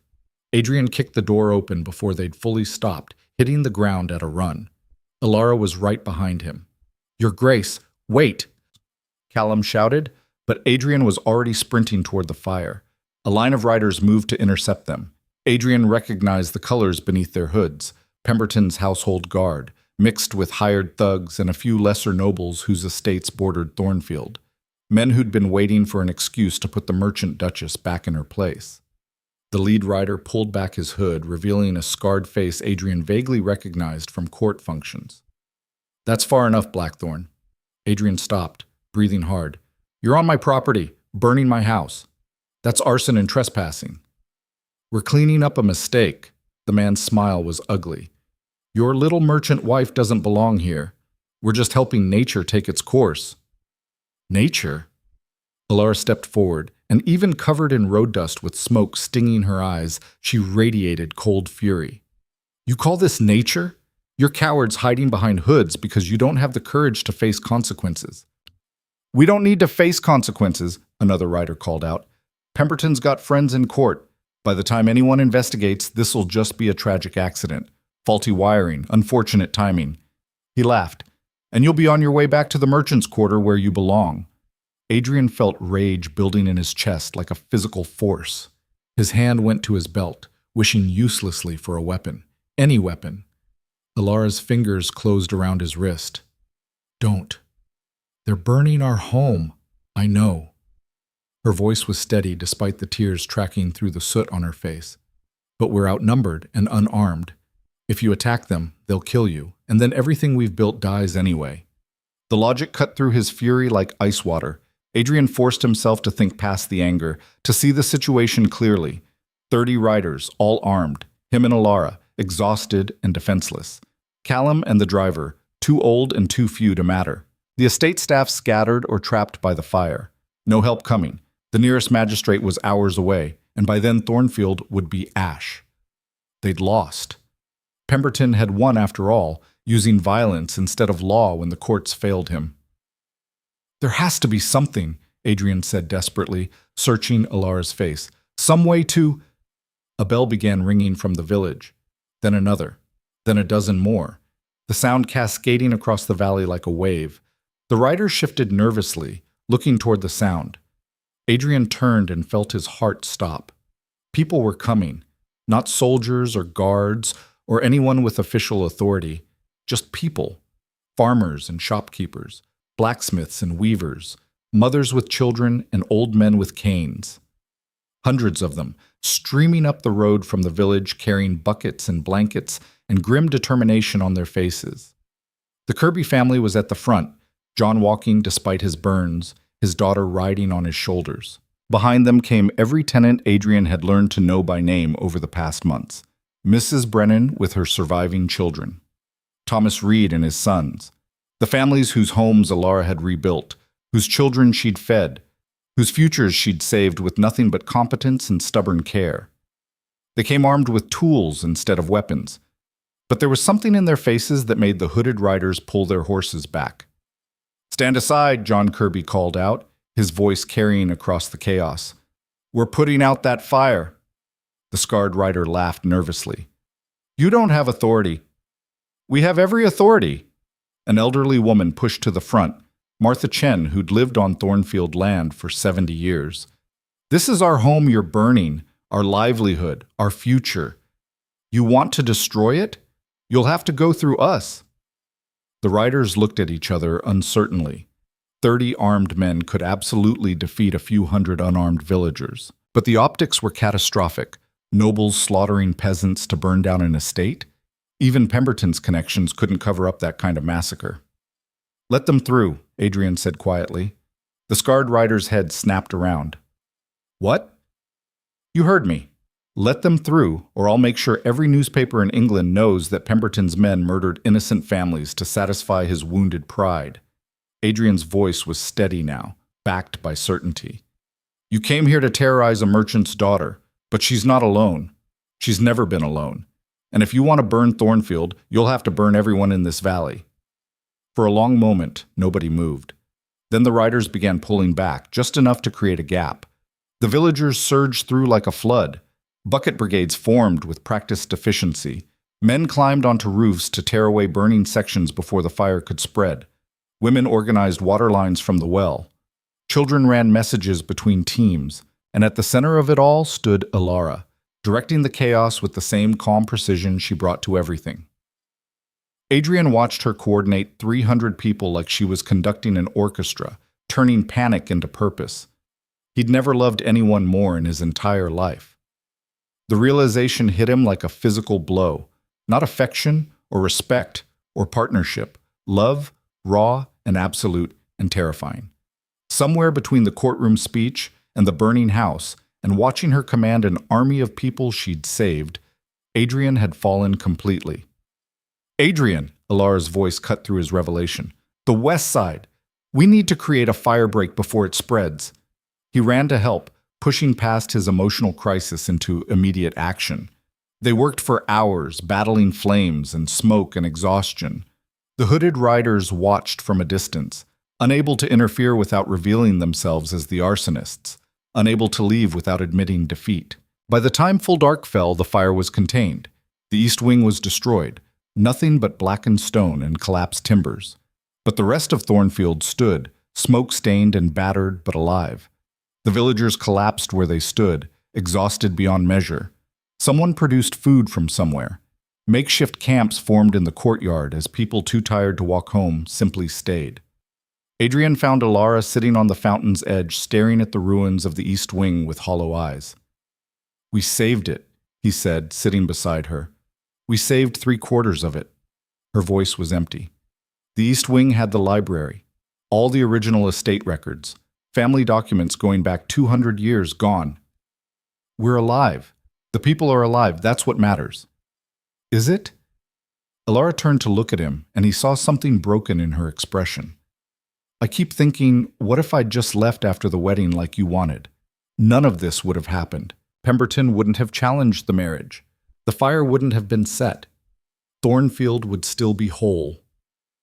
Thornfield would still be dying, Adrian said firmly. Slowly instead of suddenly, but dying all the same. You didn't cause this, Elara. You gave us a chance to fight back. By making us targets. By making us matter. He took her hands, feeling how cold they were despite the residual heat from the fire. Don't you see? They attacked us because we're winning, because you proved that merit beats breeding, that work matters more than blood. That terrifies them. It should terrify us too. Elara pulled her hands away. We almost lost everything tonight, and we'll lose it eventually anyway, because people like Pemberton have infinite resources and infinite patience. They'll come after us again and again until we break. Then we don't break. Adrian, no. He stood, feeling something crystallize inside him. I'm done being afraid of them, done letting their opinions dictate my life. You taught me that Thornfield matters because the people matter. Well, those people just risked everything to save our home. They chose us over their own safety, and I'll be damned if I reward that courage by giving up. Elara looked up at him, something fragile and hopeful flickering in her exhausted face.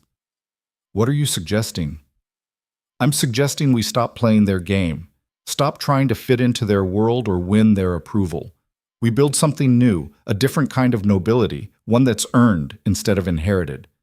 Adrian's voice gained strength.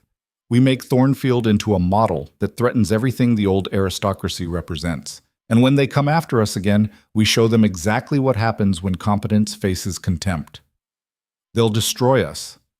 They'll try. Adrian smiled grimly. But we have something they don't. People who believe in what we're building, and that's worth more than 1,000 noble bloodlines. For a long moment, Elara just stared at him. Then, slowly, she stood. All right, she said quietly. We fight, but we do it smart. No more reactive defense. We go on offense. What do you have in mind? Before Elara could answer, Callum appeared from the darkness, looking shaken. Your Grace, my lady, you need to see this. He led them to the remains of the East Wing, where workers were still clearing debris. One of them had found something in the rubble, a metal strongbox, scorched but intact. It was in the library vault, Callum explained. The fire couldn't reach it. Adrian pried open the box with trembling hands. Inside were documents, letters, contracts, ledgers, all bearing the Pemberton family seal. What? Elara leaned closer, reading over his shoulder. Her eyes went wide. These are land transfers. Pemberton's been systematically buying up the properties surrounding Thornfield, trying to create a monopoly on the region's trade routes. More than that, Adrian sorted through the papers, his legal training kicking in. Look at the dates. He started this years ago, long before my father died. He's been planning to absorb Thornfield into his holdings for over a decade. But why hide the documents here? He didn't. Callum's voice was grim. These were in a locked chest in the old steward's quarters, the one who was embezzling funds before he died. I'd wager Pemberton was paying him to sabotage the estate from the inside, making it fail faster so he could buy it cheap when you went bankrupt. The pieces fell into place with sickening clarity. The embezzlement, the neglect, the mysterious problems that had plagued Thornfield for years. None of it had been random. Pemberton had been orchestrating the estate's destruction from the beginning, using Adrian's grief and inexperience as cover. This is evidence, Elara said slowly. Proof of conspiracy, fraud, maybe even attempted murder if we can tie him to tonight's fire. It's more than that. Adrian felt something fierce and vindictive rising in his chest. It's ammunition. We take this to the Crown, and Pemberton doesn't just lose his petition, he loses everything. They move fast. By dawn, riders were dispatched to the capital with copies of the documents, sent to 3 different magistrates Whitmore trusted. The originals went to the royal prosecutor's office under armed guard, and a full accounting of the fire, complete with witness testimony identifying Pemberton's men, went to every major newspaper in England. The response was immediate and explosive. Pemberton was arrested before noon, pulled from his townhouse in chains while reporters watched and scribbled. His assets were frozen pending investigation. The nobles who'd ridden with his men scrambled to distance themselves, suddenly discovering they'd been elsewhere that night and knew nothing about any fires. Within 3 days, the scandal had consumed London society. The story had everything: corrupt nobility, merchant heroes, burning estates, and dramatic courtroom confrontations. Elara's speech about aristocracy deserving to burn was reprinted in every paper, turning her from social pariah into unlikely champion of reform. But the real shift happened at Thornfield itself. Nobles who'd scorned Elara began arriving unannounced, offering condolences and asking pointed questions about her rebuilding methods. Merchants who'd been afraid to associate with the controversial Duchess suddenly wanted partnerships. And the Crown, eager to prove it supported merit over breeding, issued a formal commendation for the Blackthorns' work in modernizing estate management. "They're trying to co-opt us," Elara observed, reading through the latest stack of letters in the temporary office they'd set up in the West Wing. "Turn us into proof that the system works instead of acknowledging we succeeded despite it." "Let them try." Adrian was reviewing architectural plans for rebuilding the East Wing, something better than before. "As long as we keep doing the work, it doesn't matter what they call it." Elara smiled faintly, but there was distance in her expression. Something had shifted since the fire, a wall she'd erected that Adrian couldn't quite reach past. He told himself it was exhaustion, the trauma of nearly losing everything, the constant pressure of being watched and judged. But deep down, he knew it was something else. They were partners in rebuilding Thornfield, allies in fighting the aristocracy, successful by every measure that mattered. But they still slept in separate rooms, still maintained careful distance, still treated each other with the polite formality of business associates instead of the intimacy of people who'd fought through hell together. And Adrian was starting to fear that Elara saw their marriage exactly as she had from the beginning, a transaction, successful now, but still fundamentally hollow. The breaking point came 6 weeks after the fire. They'd just finished a brutal day of meetings with contractors, during which Adrian had to watch Elara negotiate circles around men twice her age with quiet brilliance. Afterward, celebrating a particularly good deal on stone for the rebuild, he'd opened a bottle of wine in the study. Elara accepted a glass, settling into the chair across from his desk. "The foreman thinks we can have the East Wing structurally sound before winter." "That's faster than I expected." "I negotiated penalty clauses for delays and bonuses for early completion. Turns out contractors work faster when there's money involved." She sipped her wine, and Adrian caught himself staring at the way the firelight caught in her hair. "You're brilliant," he said without thinking. Elara's eyes flicked to his face. "It's just negotiation." "It's not. You make everything look effortless, but I know how hard you work, how much thought goes into every decision." Adrian set down his glass, words he'd been holding back for weeks starting to spill out. "You saved Thornfield. You saved me. And I don't think I've ever properly thanked you." "You don't need to thank me. We're partners."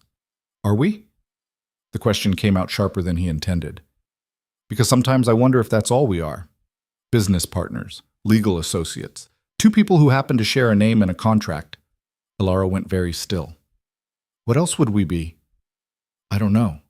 That's what terrifies me." Adrian stood, crossing to the window. Outside, Thornfield's grounds stretched into darkness, dotted with lights from the village. 6 months ago, I married you for money.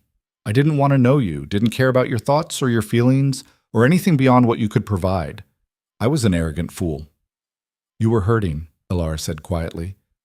"Grieving your father, drowning in responsibilities you didn't know how to handle. I understood that." "You shouldn't have had to." Adrian turned to face her. "You deserved better than a husband who treated you like a transaction, but I can't change the past. All I can do is try to be better now, to be worthy of what you've given me." "Adrian, I'm in love with you." The words fell into the room like stones into still water. Elara's face went blank with shock. "What?" "I'm in love with you," Adrian repeated, and saying it out loud made it simultaneously more terrifying and more certain. "I don't know when it happened. Maybe when you faced down Pemberton in court. Maybe when you ran into that burning house to save the Kirbys.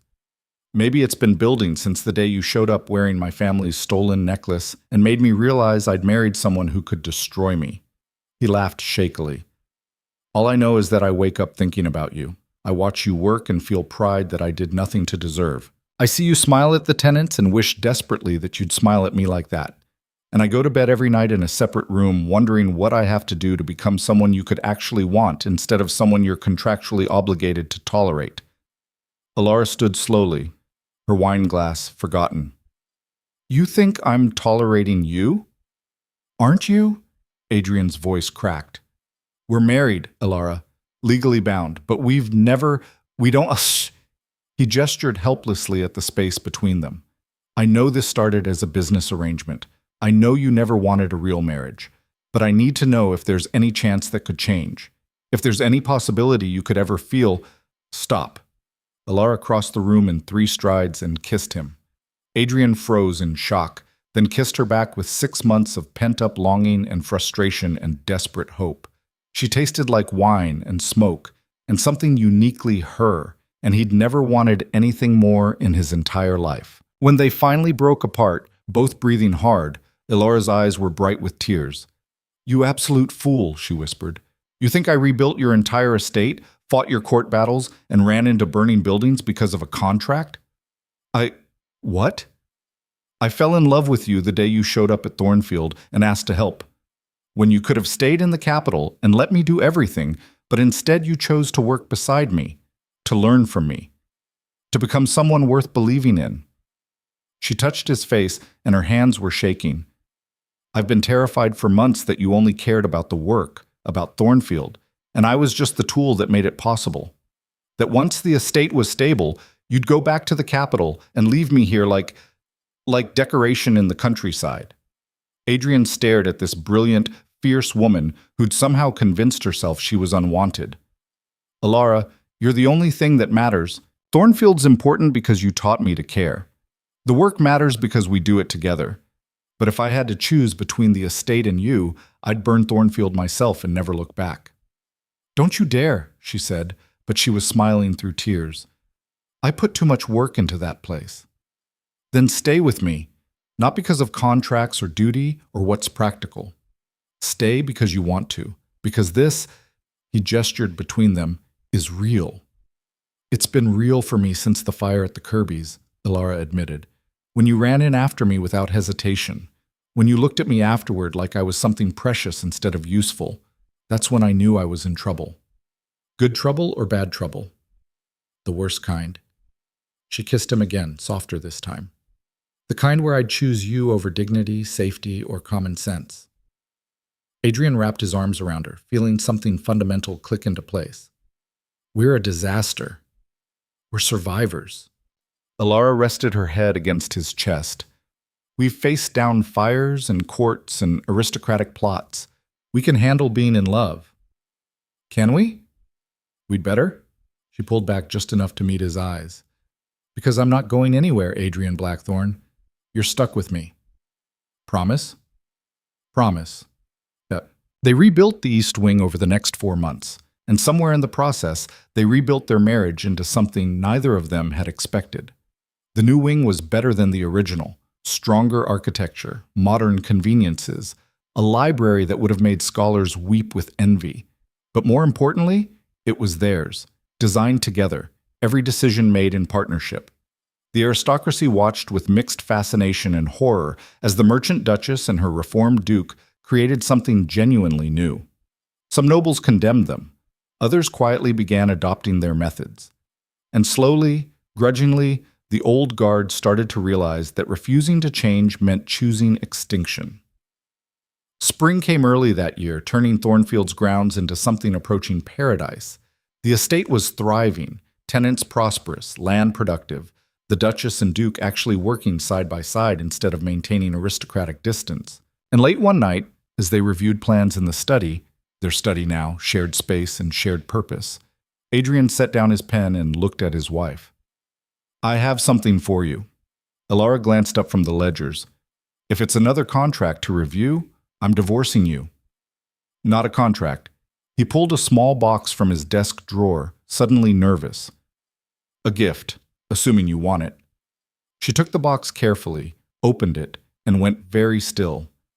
Inside was a ring, simple gold band, no jewels, just clean lines and solid weight, the kind of ring a merchant would respect and a duchess could wear without shame. "Adrian, I know we're already married," he said quickly. "Legally, officially, completely.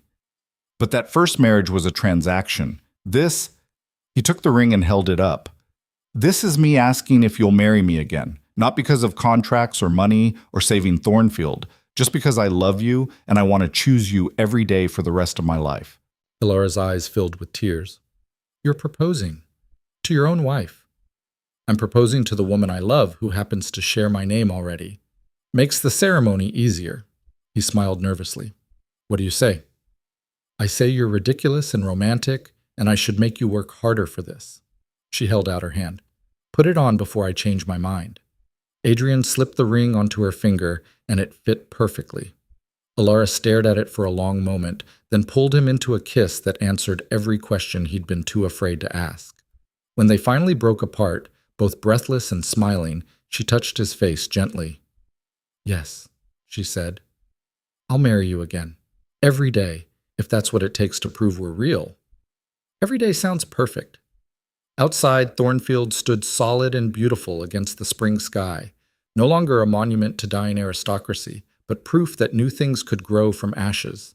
And inside the study, a duke and duchess who'd started as strangers and enemies held each other in the firelight, having built something far stronger than either could have managed alone. They'd survived courts and fires, contempt and violence, doubt and fear. Now they'd survive happiness too, together. The happiness lasted exactly 3 weeks before the poison started seeping in.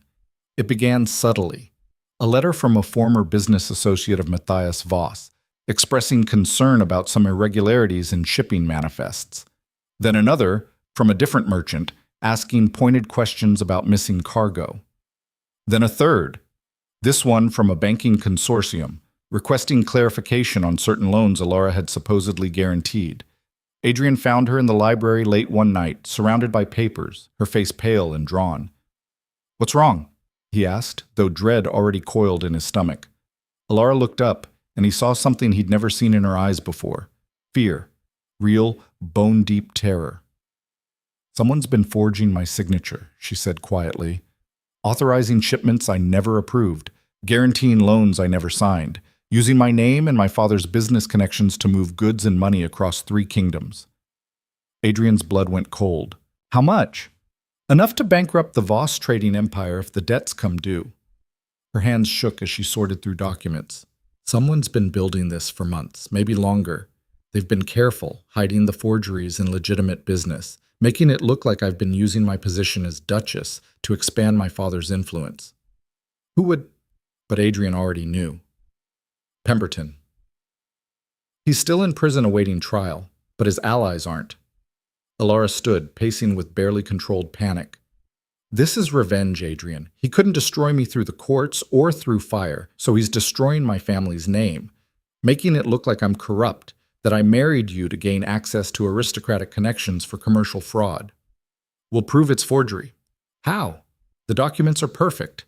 Expert forgers, high-quality materials, even my handwriting's been replicated flawlessly. Without proof of where they originated, it's my word against a mountain of evidence." She stopped pacing, facing him. "And if the banking consortium calls in these loans, my father loses everything. The ships, the warehouses, the trading routes, all of it, gone. He'll die bankrupt and disgraced because of me." The devastation in her voice broke Adrian's heart. "This isn't your fault, isn't it? I married into nobility knowing people like Pemberton would come after me. I should have protected my father better, should have seen this coming." Elara pressed her palms against the desk, breathing hard. "I was so focused on saving Thornfield that I left my own family vulnerable." Adrian crossed to her, gripping her shoulders gently. "Elara, listen to me. We'll figure this out. We'll find who's behind the forgeries. There isn't time. The consortium's demanding payment within 30 days, or they file fraud charges. If that happens, every merchant family in England will know the Voss name is tainted. My father's reputation, everything he built," her voice cracked. "It's over." "No, Adrian's mind raced, sorting through options, discarding the useless ones, searching for anything that could help. What if we pay the debts ourselves? The dowry is already committed to Thornfield's rebuild and the tenant contracts. We don't have liquid capital. Elara pulled away from him, wrapping her arms around herself. I've run the numbers 100 times. There's no solution that doesn't end with my family destroyed or Thornfield bankrupt. Either way, we lose. Then we go public.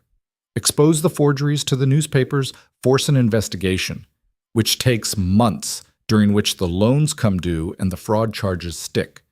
By the time anyone proves my innocence, the damage is done. She laughed bitterly. They've boxed us in perfectly. We can fight and lose slowly, or surrender and lose quickly. Those are the only options. Adrian stared at this brilliant woman who'd saved his entire world, now watching hers collapse with the same calculated precision. And something inside him, the part that had learned to fight back, the part Elara had awakened, refused to accept it. There's a third option, he said slowly. What? I'll testify that you committed fraud, that I knew about it and approved it as part of our marriage arrangement. Elara's eyes went wide. What? No. Listen to me. Adrian grabbed her hands, holding tight when she tried to pull away. If I confess to being part of the scheme, it becomes a noble scandal instead of merchant corruption. The aristocracy will close ranks to protect one of their own. They always do. They'll negotiate settlements, bury the evidence, make the whole thing disappear to avoid embarrassing the peerage. Adrian, you'd be confessing to fraud. I'd be protecting you and your father and everything you've built. He squeezed her hands. Elara, you gave up everything to save me. You faced down courts and fires and contempt because I was too broken to save myself. Let me return the favor. Let me be the one who takes the fall. No. Elara's voice was steel. I won't let you destroy yourself for me. Why not? You did it for me every day for 6 months. That was different. How? Because you're the merchant who's supposed to make sacrifices while I'm the noble who gets protected? Adrian's voice rose with frustration. I'm done with that hierarchy, Elara. I'm done pretending my blood makes me more valuable than yours. If someone has to fall on this sword, it should be me. I'm the one who married you knowing it would make you a target. I married you knowing the risks. Then let me share them. Adrian pulled her close, desperate to make her understand. You taught me that nobility means serving the people who depend on you. Well, you depend on me now. Your family depends on me. So let me do what nobles are supposed to do. Protect what matters, even if it costs everything. Elara stared at him, tears streaming down her face. I can't lose you. Not now. Not after finally having something real. You won't lose me. They'll slap my wrists, make me pay some fines, maybe strip a title or two. But we'll survive. Together. He kissed her forehead. Trust me. Please. For a long moment, Elara said nothing. Then she pulled back, wiping her eyes, and Adrian saw her expression shift into something cold and calculating. No, she said flatly. Elara, no, I'm not letting you confess to crimes you didn't commit, and I'm not letting Pemberton's allies win by forcing us into a corner. Her voice hardened with resolve. We're going to do what we should have done from the beginning. We're going to fight dirty. The plan was insane, illegal, and absolutely brilliant. They spent 3 days preparing, working in secret with only Callum and Elara's brother Simon, who'd arrived from the capital with his own network of merchant contacts, aware of what they were planning. The forgeries had been created to look like Elara's work, but forgeries had to come from somewhere. Someone with access to samples of her handwriting, knowledge of her business dealings, and the skills to replicate official documents convincingly. There are maybe 20 people in England capable of this level of forgery, Simon explained, spreading a map across the study floor. Most work for banks or legal firms. A few freelance for criminals. I've got contacts who can identify which forger did this work based on technique. And then what? Adrian asked. Then we find out who hired them. Simon's smile was sharp. Forgers keep records. Insurance against their clients betraying them. We get those records. We get proof of who ordered the forgeries. That's breaking and entering, Elara pointed out. It's recovering stolen property, Simon corrected. The forger has documents with your signature. Those belong to you. We're just retrieving them. Adrian looked at his wife. This is your decision. Elara met his eyes, and he saw the woman who'd run into burning buildings to save strangers. We do it, but carefully. And if it goes wrong, I take the fall. Not you, not Simon, not anyone else. Understood? Absolutely not. Those are my terms. Her voice brooked no argument. This is my family's reputation at stake. I won't let anyone else pay for my battles. Adrian wanted to argue, but he recognized the futility, so he just nodded and prayed they'd all survive what came next. They identified the forger within 2 days, a man named Greaves, no relation to Adrian's former chamberlain, who worked out of a print shop in London's document district. He was known for his discretion and his talent, and according to Simon's contacts, he never destroyed his practice sheets. Getting into his shop required timing, nerve, and one of Simon's merchant friends who happened to owe him a significant favor. At midnight on the appointed night, Adrian found himself crouched in an alley behind the print shop while Elara picked the lock with hands steadier than his heartbeat. Simon kept watch at the corner, ready to signal if anyone approached. "This is insane," Adrian whispered as the lock clicked open. "You do realize we could be arrested for this?" "Only if we get caught." Elara pushed the door open and slipped inside. "Try not to knock anything over." The shop was crammed with printing presses, paper samples, and the tools of the forger's trade. They searched by lamplight, moving quickly through drawers and cabinets, looking for anything that matched Elara's signature. Adrian found it in a false-bottomed desk drawer, dozens of practice sheets, all bearing Elara's name in various hands as Greaves had perfected his imitation. And beneath them, a ledger. "Got it," he breathed, pulling out the book. Elara moved to his side, scanning the entries by lamplight. Her finger stopped on a date from 4 months ago. "There, payment received for commercial documents, Voss matter. Paid by—" Her voice trailed off. Adrian looked at the name written in the ledger and felt the world tilt. Not Pemberton.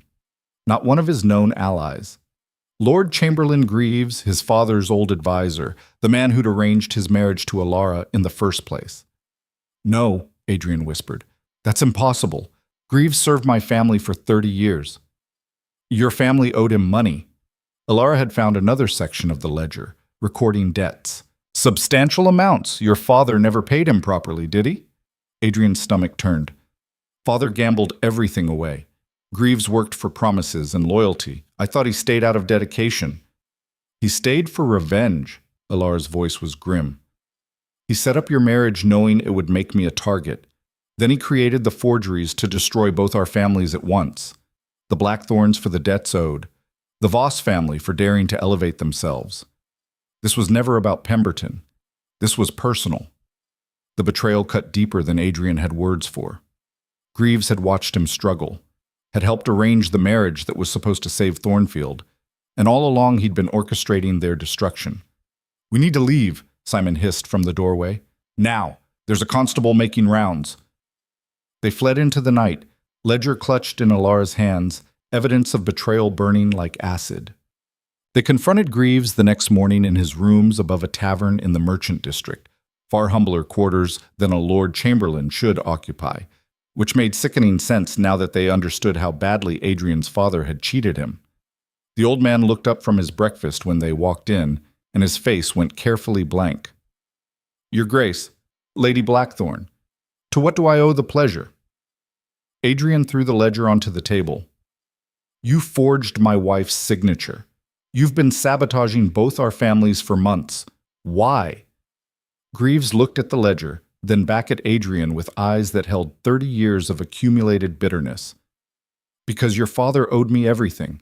My loyalty, my silence, my service. I gave him decades, and he repaid me with empty promises and mounting debts. When he died, those debts transferred to you. And what did you do? You married a merchant's daughter for her money without even reading the contracts I prepared." "You wanted us to fail," Elara said quietly. "I wanted you to suffer." Greaves's voice was cold. "Adrian, for inheriting everything I helped build while treating me like furniture. You, Lady Blackthorn, for having the audacity to succeed where your betters failed. You saved Thornfield with merchant cunning while I rotted in cheap rooms on a pension that wouldn't feed a dog." "So you decided to destroy us both," Adrian said. "Frame Elara for fraud, bankrupt her family, and watch us collapse. Poetic justice, I thought. Greaves smiled without warmth. The duke who spent my salary on his mistress, and the merchant who bought her way into nobility, both brought down by their own greed. It would have worked too if you hadn't learned to actually investigate your problems instead of drowning them in wine. Adrian felt rage and pity warring in his chest. You could have asked for what you were owed. I would have paid. I don't want your charity. Greaves stood, drawing himself up with wounded dignity. I want what your family stole from me. 40 years of my life spent serving blackthorns who treated me like a servant instead of the partner I deserved to be.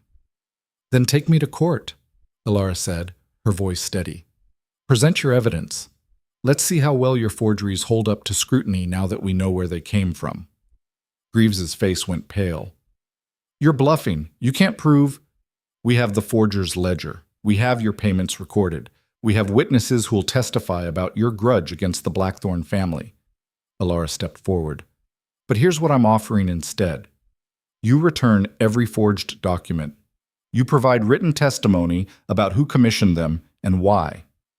You help us clear my family's name, and in exchange, we'll pay you what Adrian's father owed, with interest.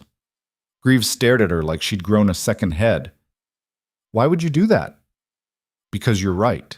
The Blackthorn family wronged you. My husband's father took advantage of your loyalty and never properly compensated you. Elara's voice was firm, but not unkind. That debt is real, even if your method of collecting it was criminal, so we'll make it right. But only if you help us undo the damage you've caused. The old man sank back into his chair, looking suddenly ancient. You're offering me mercy. I'm offering you justice, Elara corrected. Real justice, not revenge disguised as righteousness. You help us, we help you. That's how this should have worked from the beginning. Greaves looked at Adrian. And you agree to this? Adrian thought about the easy answer, refusing, prosecuting, destroying the man who'd tried to destroy them. Then he thought about what Elara had taught him about choosing partnership over pride. I agree, he said quietly. On one condition. You retire from service to the Blackthorn family. We pay what's owed. You get to live comfortably for whatever years remain. But you stay away from Thornfield and from anyone I care about. Can you accept that? For a long moment, Greaves said nothing. Then, slowly, he nodded. I can accept that. It took 3 weeks to unravel the damage Greaves had done. The old chamberlain provided testimony about the forgeries, handed over every false document, and testified before the banking consortium that Elara had been framed. The consortium, faced with proof of fraud against their client rather than by her, withdrew all charges and quietly settled the matter to avoid scandal. Matthias Voss's reputation was restored. The trading empire remained intact, and the Blackthorn family paid Greaves a pension substantial enough that he could live out his remaining years in modest comfort, far from the capital and the family he'd tried to destroy. But the real reckoning came when the story leaked to the press. Somehow, and Adrian suspected Elara's brother had a hand in it, every newspaper in England learned about the merchant duchess who'd offered mercy to the man who'd tried to bankrupt her family. The story spread like wildfire. Nobility choosing justice over revenge, merchants proving more honorable than aristocrats, and a marriage that had started as a transaction becoming something that threatened the very foundations of the social order. The aristocracy didn't know how to respond. Some condemned Elara for being soft on criminals. Others praised her for exemplifying noble values better than the nobles themselves. A few quietly began reaching out, asking for advice on estate management and tenant relations. And slowly, grudgingly, the old guard started to change. Not overnight, not completely. But enough that when Adrian and Elara attended their first major social event since the scandal, a ball hosted by the Crown to celebrate spring, they walked into a room that went silent, not with contempt, but with something closer to awe. The Queen herself approached them, a calculated move witnessed by every important person in attendance. Duke and Duchess Blackthorn, she said, her voice carrying across the suddenly quiet ballroom. We've been following your work at Thornfield with great interest. Adrian bowed. Elara curtsied. Both maintained perfect composure despite the weight of every eye in the room. Your innovations in estate management have caught our attention, the Queen continued. Particularly your success in improving tenant welfare while increasing productivity. We would be most interested in discussing how such methods might be applied to Crown lands. It was a public endorsement, a statement that the Crown supported what the Blackthorns were building, and in aristocratic politics, that meant everything. We would be honored to assist, Your Majesty, Elara said with quiet grace. The Queen smiled. Excellent. We look forward to learning from your example. As she moved away, the ballroom erupted in carefully controlled conversation. But the message had been received. The Merchant Duchess was no longer a scandal to be whispered about. She was a model to be studied. They left the ball early, both exhausted by the performance of being perfect in front of hundreds of judging eyes. The carriage ride back to their townhouse was quiet, the kind of comfortable silence that came from not needing to fill every moment with words. But as they climbed the steps to their door, Elara stopped. Adrian. He turned. She was standing in the lamplight, looking at him with an expression he couldn't quite read. I need to tell you something, she said quietly. Dread coiled in his stomach. What's wrong? Nothing's wrong. But you should know. When Greaves created those forgeries, when everything was falling apart and I thought we'd lose everything, I had a moment where I considered leaving. Actually leaving, not just annulling the marriage, but disappearing entirely. Taking my family and starting over somewhere far from England in duchies and aristocratic politics. Adrian's heart clenched. Why didn't you? Because you were there. Elara's voice was soft. You who would have confessed to fraud to protect me. You who learned every tenant's name because I asked you to.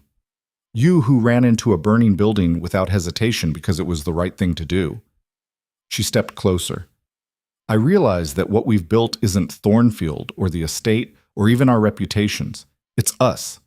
This partnership, this marriage that shouldn't have worked but somehow became the most real thing in my life. Adrian pulled her close, feeling her warmth against the cold spring night. You're the most real thing in mine. I know. And I need you to understand something. Elara pulled back just enough to meet his eyes. If Greaves's plan had worked, if we'd lost everything and had to start over with nothing, I would have stayed. Not because of contracts or duty or stubbornness, because you're worth more than titles and estates and all the security in the world. You're worth choosing every single day, no matter what it costs. Adrian kissed her, pouring 6 months of fear and relief and desperate love into it. When they finally broke apart, both breathing hard, he rested his forehead against hers. Let's go home, he whispered.